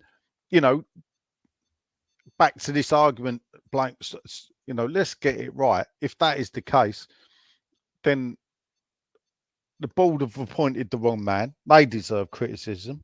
Steiften's appointed the wrong man as well, or he was involved. So there's criticism there. Everybody should be criticised, not just Lopetegui. Yeah. They get a shot of redemption. Lopetegui don't, because then the next man they bring in has to turn it around and sort it out. Now, if the next man they bring in don't then achieve anything, and we still, I don't think we'll go down, but it's a piss poor season, whatever. Then at the end of the season, if we've sacked Lopetegui and at the end of the season we got another manager and we finish 15th or 16th, then I think you need to look at, does the Steiften model work? Yeah, agreed. I want to try and ease Ralph's depression. Don't get depressed, mate. It's been worse than this, because Ralph is saying, God, I'm depressed. You shouldn't be depressed watching this show. Enjoying the sun and he's fucking depressed. What that says to me, Ralph, is are you an expat or something not living in this country? Because there ain't been no sun where I've been. And Mandan's asked the question. I think he's probably meant it in the Premier League. What's our or maybe he's not. What's our longest winning streak, Nigel? In top flight, 2 games. under Lyle in 85, 86, we bobbed about. I believe we won 8 or 9, definitely 7, could be 8 on the trot. And I think it was from the middle of October till December. Won every game. 85, 86. 85, 86. I could check if John reckons the same. Yeah. Yeah. Listen, I'm not, I'm good with, obviously I've studied it and everything. I couldn't look back to 1929, and tell you what we've done or whatever. There'll be seasons in the second tier, maybe, where we've won, 80. If you look at 80, 81, we lost the first home game of the season and didn't lose another home game all season. That was against Luton, 2-1. So in there was period, we won the division with the most amount of points ever for 2 points for a win. So, and it was the last season of 2 points for a win. So for the Division 2 title, we won it with 66 points. Now, though, if you gave us 3 points for a win, there are teams in what is now the Championship that have surpassed what we would have got for 3 points for a win. So we'd have been in the 90s. Well, obviously, there are teams that have won the title with over 100 points now. So, but under the 2 point win, 80, 81, I would have to. I can look quickly at the records, but I think the longest streak in top flight football is that 85, 86. Yeah, Manden's just checked it. 7 games in 85, 86. There you go. Oh, yes, yeah. You don't need to Google it, Manden. Just ask. No. Yeah. So, do you know what? If I can pick a couple of games out from that run, I think we beat Oxford United. But the big game for me was beating Everton 2-1. And you got to remember, this was Everton that chased us all the way for the title with Liverpool. I think they were the reigning league champions. And bearing in mind, they'd won the title, we'd nearly gone down. And then they turned up. This was Everton team, Neville Southall, Andy Gray, Graham Sharp, Adrian Heath, Trevor Steven, Derek Mansfield, the classic dominant team, or helped the 2 Liverpool teams dominated 80s football. This team, and we beat them 2-1, and it was an absolute electric. I would say night. It was a Saturday afternoon, so I'm guessing it was late October, November, because it was under the lights, and we beat them 2-1, and that was where really you begin to think, cool, we could do well this season. Because we'd had a middle of the road start, we weren't at the top all season. And people forget that season, just to bore you all. Man United won their first 10 games. They won 10 out of 10, Man United, that season. And after those 10 games, I think they were top clear by about 6 points. Not of us. And to think we actually finished above Man United, that's what sowed the seeds of Ron Atkinson getting sacked. Because that was the year they should have won the title. And I don't know what it is that ruined it for them, but they just fell away. Manden's asked, have you got the complete record book by John Northcote and Steve Marsh? What I would say to you, Manden, is have a look at the name that they thank at the back of the book. Nigel Khan? I am one of them, yes. Fuck off. Yeah. Are you serious? Yeah, because He's going to go and get it now. So here's the book. So I don't believe this. when you look at the back page, acknowledgements, I'm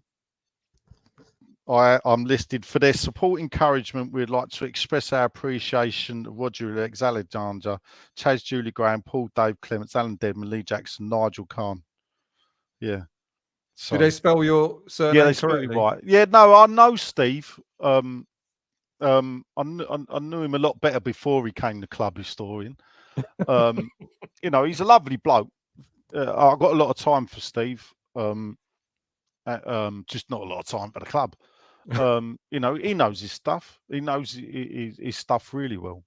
And I used to swap things with him and everything. The only thing I would say I was possibly one of the first to do was to use genealogy to research West Ham. So my missus got into ancestry genealogy, and of course, me being me, I started spending my time looking up. I wonder what the players were doing then before in the 1920s. What they look like on their census, and it's great because you look back in the old censuses, and some of the recently. I can't say what I've been doing recently. I'm not going to say what I've been doing recently, but I've done something that no one's ever done. Yeah. So I've done it, and some of the West Ham players listed in the record books, they only had their last name. So I've actually researched them and found out that actually I found their full names. That even in the club record books, then they're listed for some reason just as the last name. Matthew reckons that we should do crowdfunding and have a channel for you. Nigel TV. Listen, I'll tell you off air still about the other thing we'd been talking about how it went a bit crazy. Has got even crazier. So, Okay. So it's I feel bad. I've neglected the 6'2" website. I need to get back writing for that. But the problem is, I've just spent the last 5-6 weeks researching constantly, and now I'm just sorting out what I do with what I've done, basically. Right. So I've done something no one's ever done, and now it's Have you told me about this before or not? No. So Right. this is something that I've kept under wraps deliberately, and I'm intrigued now. Yeah, I'll talk to you off here. So Okay. it's just it's got to be done right. So Okay. it's something that I've done. I can park. I will now talk to people, get it right, and then I will go with it. Okay. Well, watch this space, people, because once I'm allowed to tell you, I will. Yeah. Mandon wants to know, what did you help with in the book? So basically, researching players, using the history books. So we would look up dates. So in the book, realistically, you'd want to know when players were born, when players died. So I mean, one thing, strange thing, I think, if you look up Vic Watson, the player, it says the official records say we bought him from Gainsborough. And the only thing that no one's really acknowledged is what I discovered or what I didn't discover was Vic Watson ever playing for Gainsborough. And it's a weird thing that no one's ever answered, because 2 weeks before he joined West Ham, he was playing for Cambridge. Right. Yeah. Because he comes from Cambridge. So I actually went to where he was born. I visited the town. It was called Girton, and it's just north of Cambridge. And the team he played for actually became Cambridge City. So there's two Cambridge. You've got Cambridge United and Cambridge City. And he lived in Girton near enough all his life, even when he played for West Ham. So, but West Ham went to Girton or to Cambridge and played a friendly, and the newspaper report is our returning hero and everything. And then when you look at it, I then researched all Gainsborough, Trinity, because he went to a team in Peterborough and then moved to Gainsborough before he joined West Ham. But when you look at the Gainsborough teams in the local newspapers, nowhere does it say Vic Watson. Right. But then 2 weeks before he's playing at West Ham, he's definitely playing at Cambridge. So it's quite possible the record books are wrong. One thing I've discovered this week, exclusive people, West Ham's very first game at the Bowling Ground. Go on. Do you know when it was? Can you remember what did it? No. Right.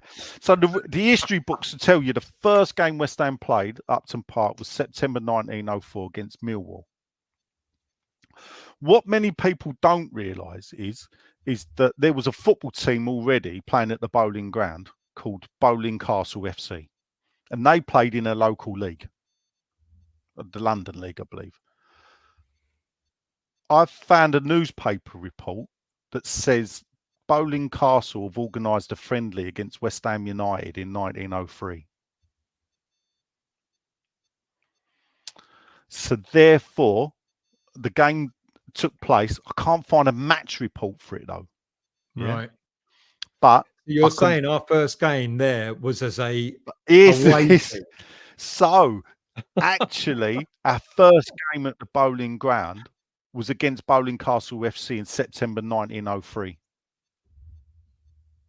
So I've got newspaper reports of the morning of the game saying the game's going to be played at 5:30. West Ham have kindly arranged this game. I don't know if it was like a benefit game or whatever, hence why I can't find a match report for it. But the game was definitely arranged and probably took place.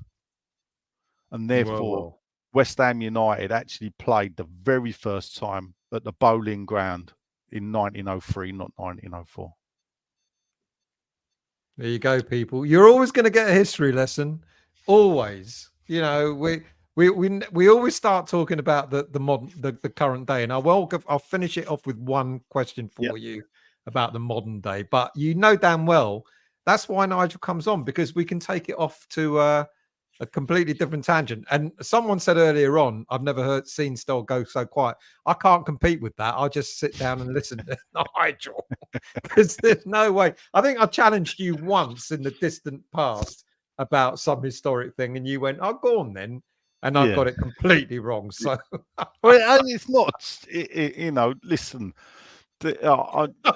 Mike said, I bet you can't find. I bet you can't find a writer because we lost that game in 1903. Yeah, it's yeah. You know, now the challenge. I mean, I spent an hour tonight just trawling through the archive newspaper things, looking for has anyone done a report on it. So the name of the newspaper that I found advertising the game was called the East End and Shipping News. You know, so you know, obviously two things that go together well. You know, but it was just quite funny. Mandan's asked another question. Can you ask Nigel for? I mean, you're asking for it now, Mandan. Can you ask Nigel for any other books I should get? I mean, where do you start? Well, look, if you want to immerse yourself deep into the history and the origins of West Ham United, the book that really kick-started for me is literally called West Ham United by Professor Charles Core. The book was wrote, I think it came out in 86. I believe it was 86. It came out. And Charles Core at the time took 3 to 5 years to write this book. And West Ham gave him full access to their archives.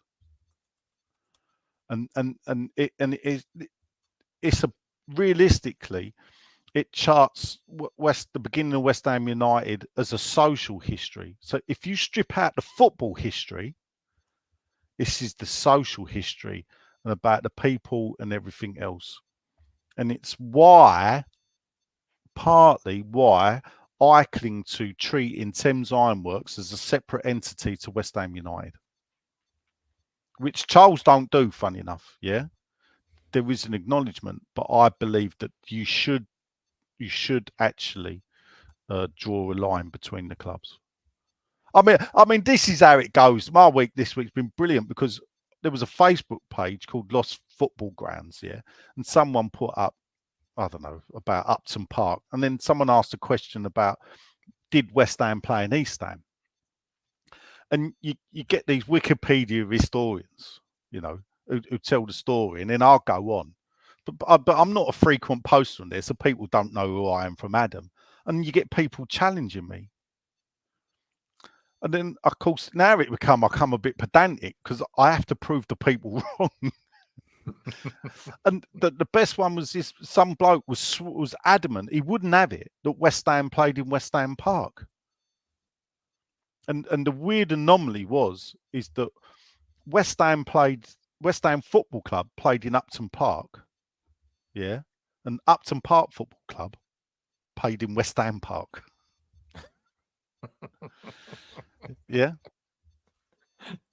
but West Ham Upton Park FC were one of the first professional football clubs in the area and actually played in the very first FA Cup competition in the 1870s. In fact, I think they actually played in the very first FA Cup game, and that was played in West Ham Park.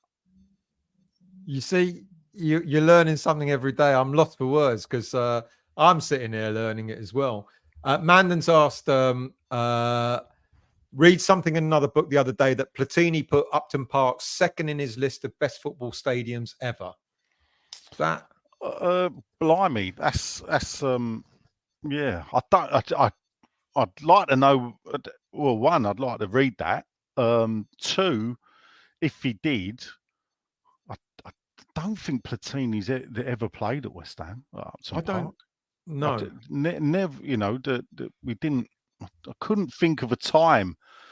Platini, I think played well. I mean, who did he play well? I think he was played for Saint Etienne in France before he went to Juventus. I mean, he's a Juventus god. Yeah. And obviously French national team. I don't know. I can't. You know, we used to have under-21 games. I can't say I've ever seen the French under-21s ever playing at Upton Park. St. John Dillon, Home of the Hammers book. John Dillon, Home of the Hammers. Right, okay. I have met John Dillon, funny enough. Okay, I'll have to look for that. I might have that. I'm looking now. I think I counted at last count. I've got about 120 books just on West Ham. I've got 500 books on football. And I've read most of them. Nigel, have you ever checked out the archives of the Stratford Express newspaper? Probably yes. No, not the Stratford Express, because to do that, I've got to go to Stratford Library. And to do that, I have to pre-book an appointment and tell them what I want to look at. So, not the Stratford Express, no. No, interesting. Right. Can I bring you back up to the modern day? Yeah. Because we can talk all night about history. Now, I know in your youth you were a goalie. Yes. I have heard it before. It wasn't. Yeah, go on. Where are we going with this? No. It's a modern day question because what I mean, we don't know what's going to happen with the team on Sunday against Man United. Right. And there's talk about various players possibly being dropped, and even we're going to lose Kudus, etc. But there's an awful lot of talk about dropping Areola. Now, I heard what you said on the podcast, and I just want your view again, because I know how I feel about this, and I'm putting it down to that people are saying that. I mean, he had a shit game on last Saturday. His distribution was awful. But I don't blame him. Do you know what? There was, Sean, it was the first half, wasn't it? I think he kicked the ball out straight. He kicked the ball our way. We were standing right in front of it, and then he just went like that. And I'm thinking, nah, mate, that's done. Even I thought that's definitely on you. That was all. It was an awful part. I think he had 3 players to pick out. It was like midair. Yeah. He had 3 players to pick out, and he picked out no one. We picked out Postecoglou. and then and then he had a go at people because they didn't trap it. Yeah. But I've said this a couple of times now. I want to get your view. Some of the things that I didn't really like about I ended up growing frustrated with Fabianski was he was slow in distributing the ball. He was poor at distributing the ball. He wouldn't come off his goal line, and he lost the command of his 18-yard box. What people are now saying about Areola is his distribution is awful. He doesn't come off his goal line, and he doesn't command his 18-yard box. So there's a pattern here for me, and I've suggested a couple of times now that it may not be so much the goalies, but the goalie coaching. Well, the goalie coach is he's Verola. been here about 6-7 years now, is he? I think he's been there a while. Yeah, he's been there quite a while. So I get where you're coming from. Was it just one of those? Listen, the mindset of a goalkeeper, they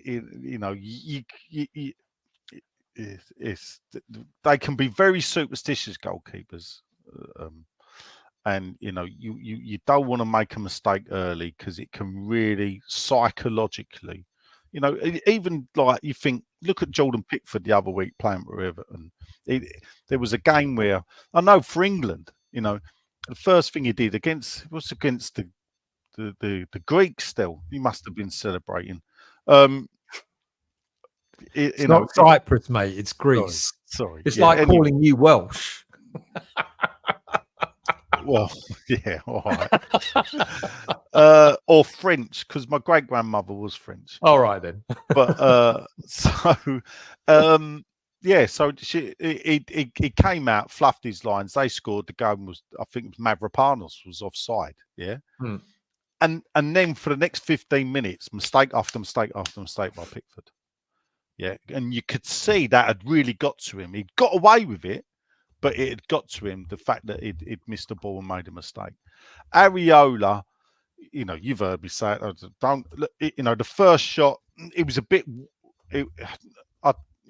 why people always go, and what I hate, and it's not why I defend, possibly it is why I defend goalkeepers, because I've stood between the sticks.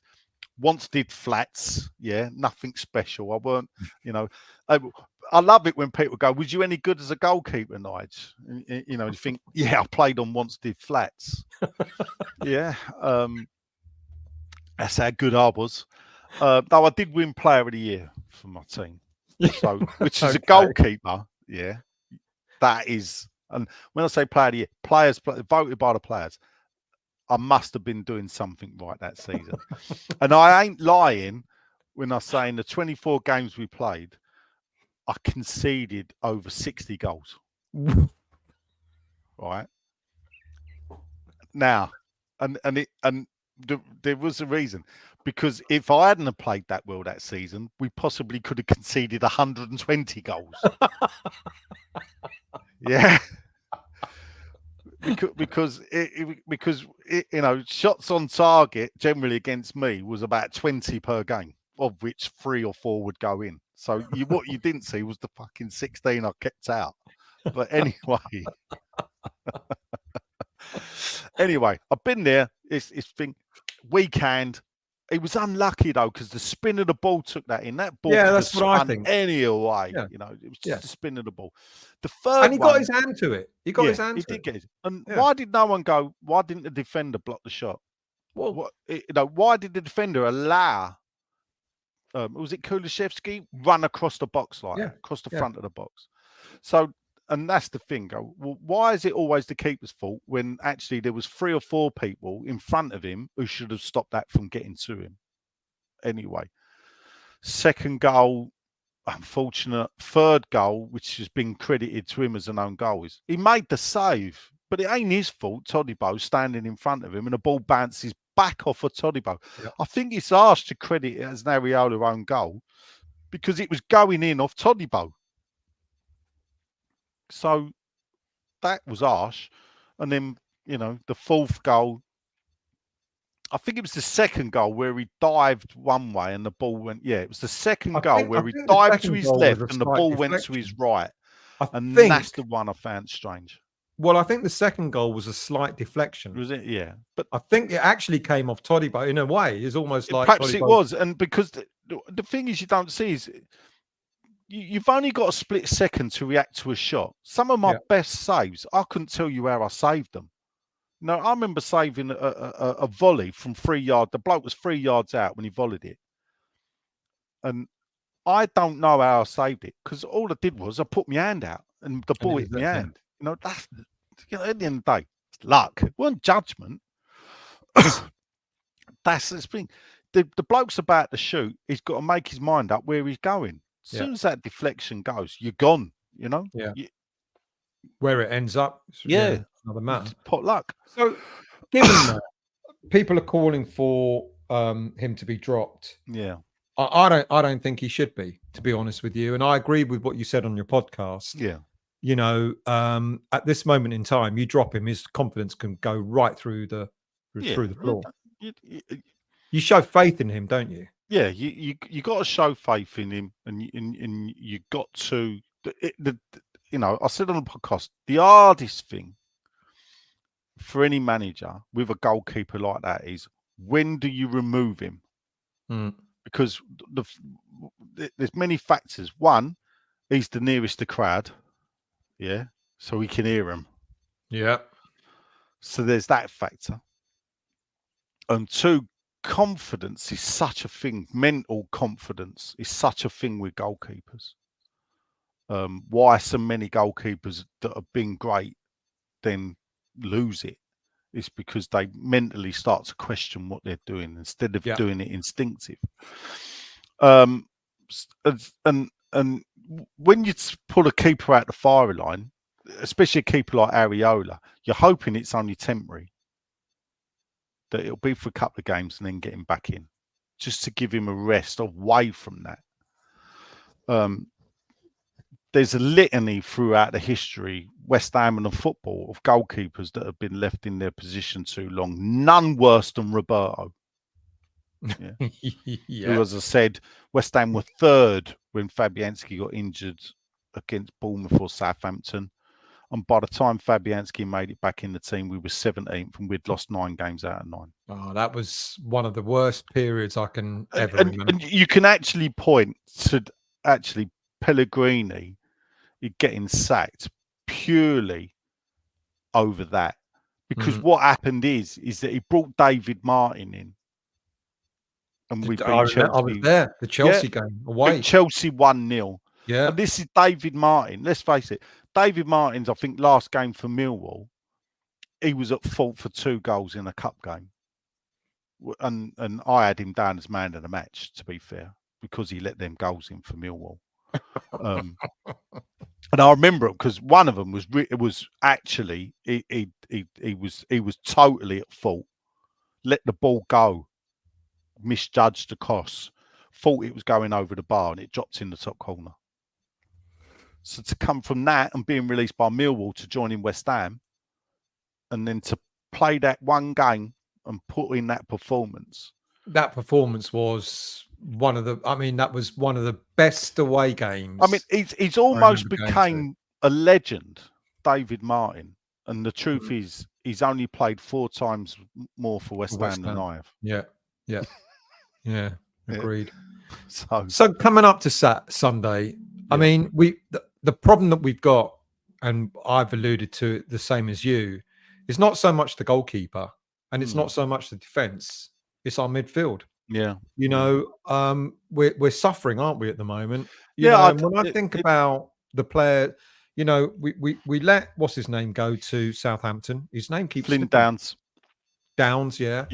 And I remember thinking in my head, right, we're letting Downs go. That means we're Freddie Potts, having had a really good season on loan, is now going to be in the team. And then almost like the next day or whatever, he goes. Yeah. And then we got Rodriguez, and talking about, you know, we got a World Cup winner on our hands, who you quite rightly said, World Cup winner, but he didn't play a game. for Argentina. Yeah.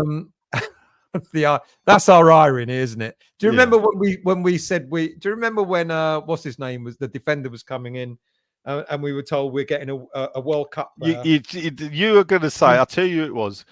Winston, And the headline was Star of the World Cup signs for West Ham. Star of the and we're World thinking, Cup. who is it? Who is it? And it was Winston, a New Zealand defender that scored their first ever goal in the World Cup, and they lost every game. And you're thinking, the New Zealand defender was Star of the World Cup. And frankly, no, if you remember, Winston Reid's first season at West Ham was poor.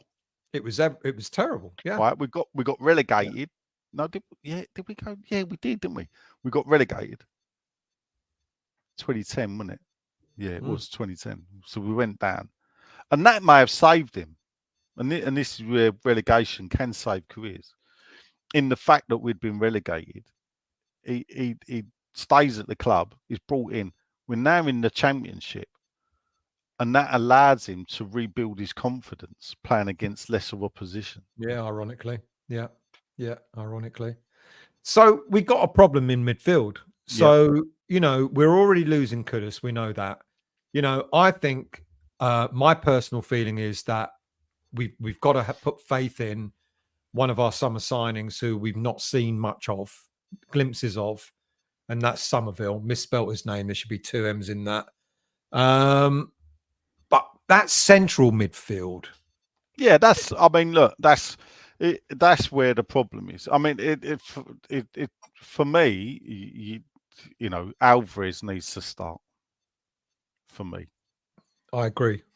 And this is the thing. Maybe it's you need to go back to Alvarez and Souček, and maybe now we're really missing. Now we can appreciate what Declan Rice brought to West Ham United.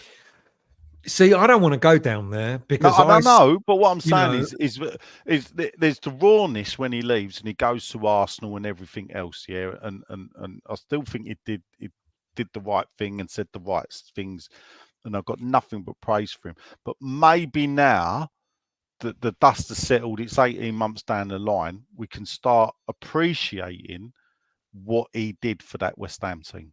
No, I get that, and we can't ignore that, because he did do well. But I look at last season, and I remember saying the way Alvarez was playing. I remember saying at least halfway through the season, we found our replacement because he was having such a good season. The first half of the season. The problem with Alvarez is temperament. Yeah, that's the word. Very good word. Yeah. So I agree with you. I mean, if ever you was going to pick a player whose family should book on yellow cards, it wouldn't be Paquetás, it'd be Alvarez's family. Yeah. And that's who I'm going to ask about next. Yes. Do we drop him straight away? Yeah. For me, I think it's been something like, I think I read, it's not one of my stats. I think it's like 14, 15 games now since he actually assisted a goal or part of what he'd done. It was a goal or something. Yeah. So it's for me, even there's something going on more with he come out with that statement. You know, the fact that he came out with that statement in English and Brazilian says there's stuff going on. His head's not right. Yeah, totally. He's rattled, and I think he can see his career is definitely hanging in the balance. Yeah, it is hanging in there, and it's you can see that quite clearly, and despite him trying to shrug it off and all smiles in training and all that sort of stuff, you can see it's having an impact on him without a doubt. Ian is saying, continuing to play Paquetá, hoping for a different performance is madness. He has to be dropped. Even though we're losing Kudus, I would still drop Paquetá. And we need to start looking at some of I don't want to call them fringe players, but some of these players who have not been getting game time, like Soler, I mentioned Somerville as well. you know, it should be time for them to start playing, shouldn't it? Yeah, we've got to. Somerville has got to come in for Kudus. Yeah. What's the message if he doesn't? Does this go back to yet again what we were talking about earlier on, where there's a disconnect between Steiften and Lopetegui? Steiften brought Somerville in, and he waxed lyrical about I got the Championship Player of the Year, etc. If he doesn't start on Sunday, does that mean Lopetegui doesn't fancy him?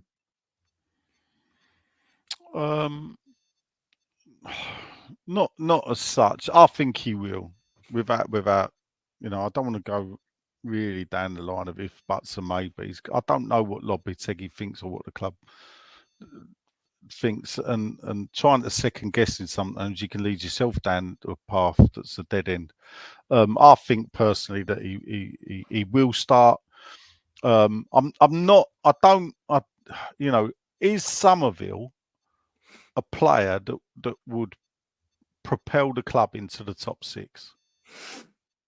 Don't know. There, I would say I'm erring on no. For me, there's a lot of the Ben Rama about him, and Ben Rama. So many people have said, Ben Rama for me, I used to call him, innit? You'll know, the Poundland Aaron Lennon. Yeah, because Somerville may be a notch above that, but basically he had pace, pace to bird ability, but where's the end product? And would you argue these though, slight that players, they can be what I call powder puff. But would you argue that Somerville hasn't had a chance to demonstrate? No, yeah. Look, and this is the thing. What I hope is that he's given a run of games and actually proves me wrong. I don't want to be right. I want to be wrong. I want to see Somerville, but being the best player in the Championship. Antonio wasn't the best player in the Championship. Creswell wasn't the best player in the Championship. Yeah, don't mean they're going to go on and be brilliant, because some of the players that weren't the best players in the Championship in the seasons they played there have superseded those that probably were the best players in the Championship. Yeah. They've done well with Leeds in a team that didn't go up. Marginally didn't go up. Well, they were close. Did they go up? Well, no. Right. Yeah. So the margin was they didn't. All right. Final question. Because we're 2 hours 15 in. 2 hours 12 in. Okay. Sure. Score Sunday.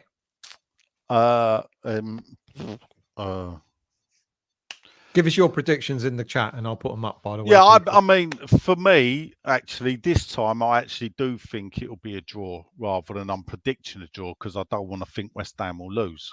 And the reason for that is it's not our good that I think we're just going to turn it around. I think it's two teams.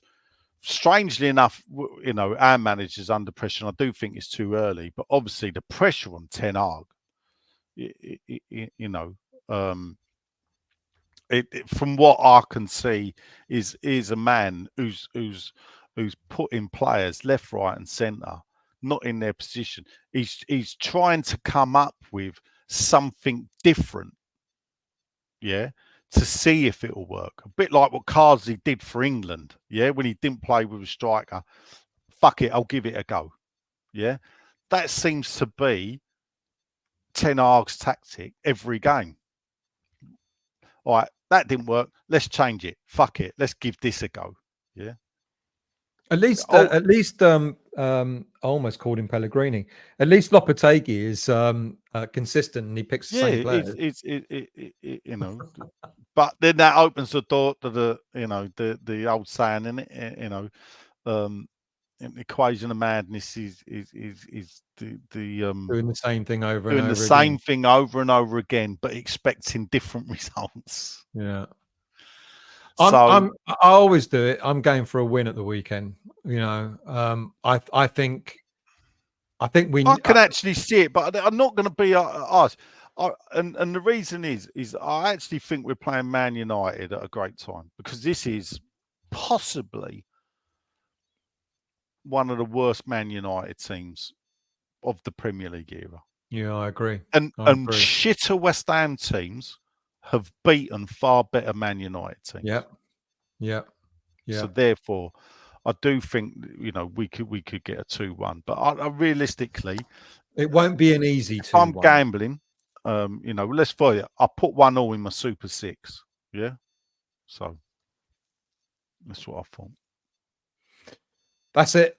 2 hours 15. It's been a pleasure as usual. Yeah. If you've enjoyed it, I should have said this, 2 hours 15 minutes ago. If you're not a subscriber, then please do become a subscriber of the channel. There's still time though, so there's still 200 people watching.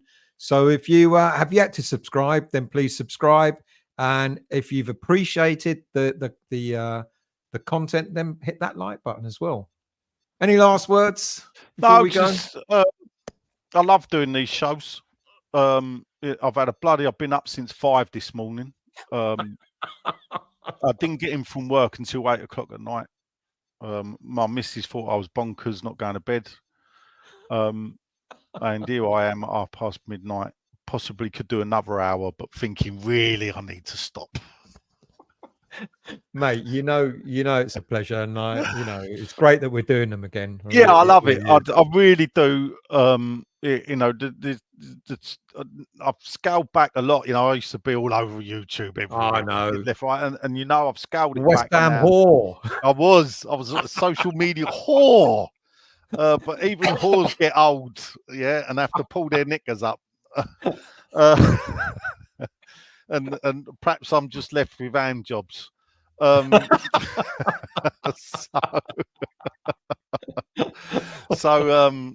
Yes, like that decrepit old whore. But listen, at my age, I probably could still pull Rooney. Yeah. But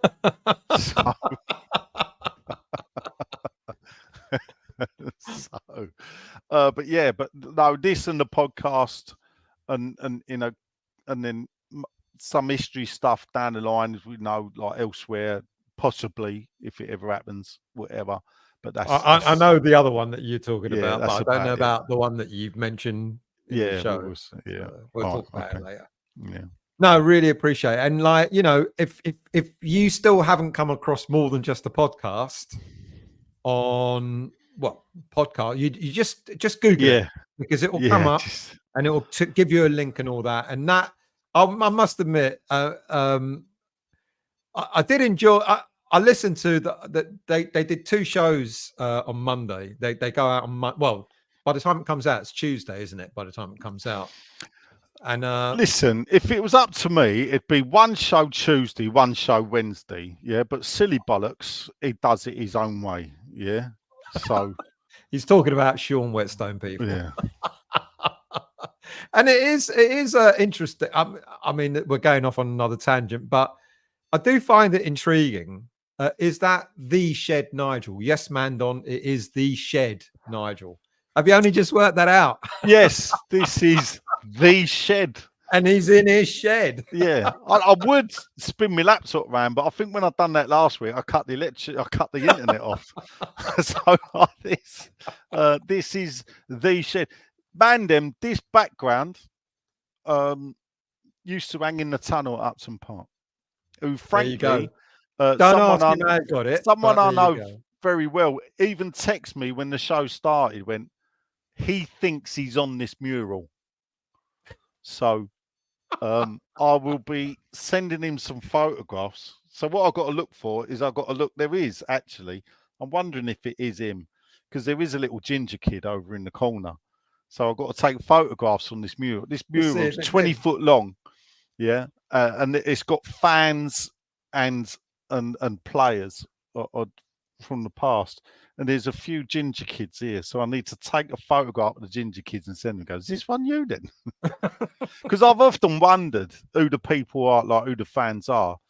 The fans are generally fans that were milling around Upton Park when we won the playoff final in 2005. And they did it was a bit pathetic, really, when you think about it. But I was there. When they did the open top bus tour, And it's funny because I look back at that Open Top Bus Tour 2005 with the playoff final, and it was good to see it, and there was a big turnout.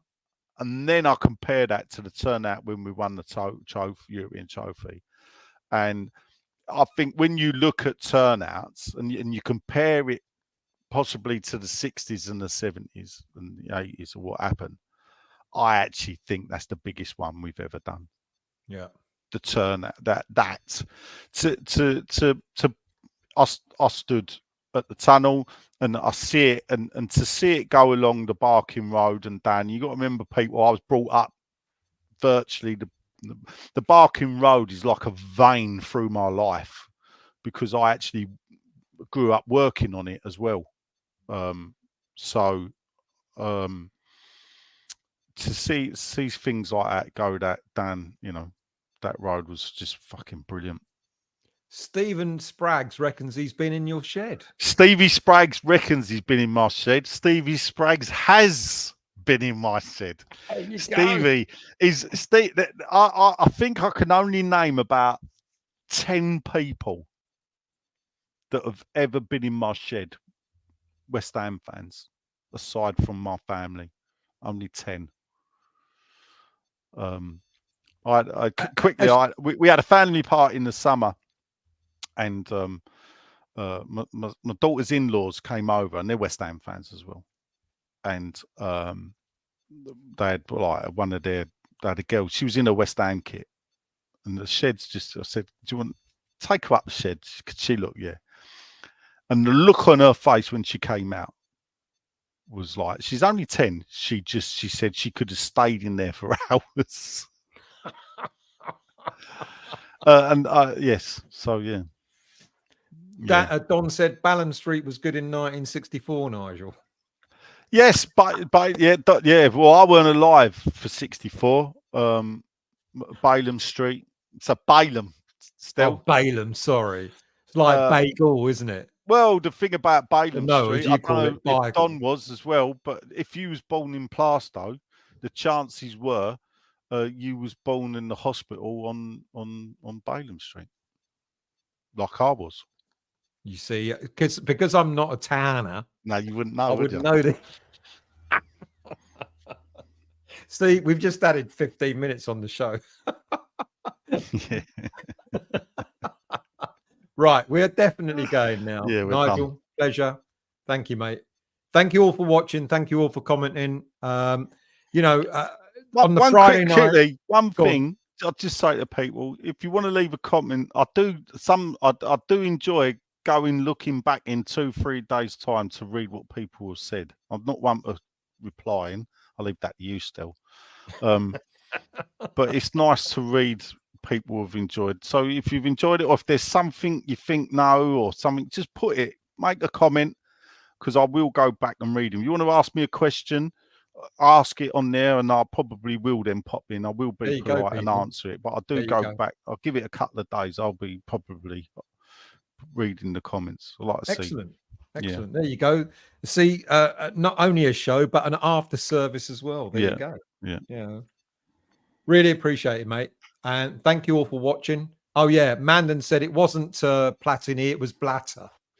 Oh, Blatter. No wonder we were all confused. Yeah, fucking hell, yeah. All right, yeah. Right, we are going. Thank you all for watching. Really appreciate it. Thank you all for your comments, etc. There'll be other shows coming up. We're doing this roughly once every 2 weeks. In between your holidays still, yeah. Well, I've got to get away sometimes, mate. Yeah. Fucking hell. Yeah. All right, all. Thank you all for watching, and we'll see you all soon.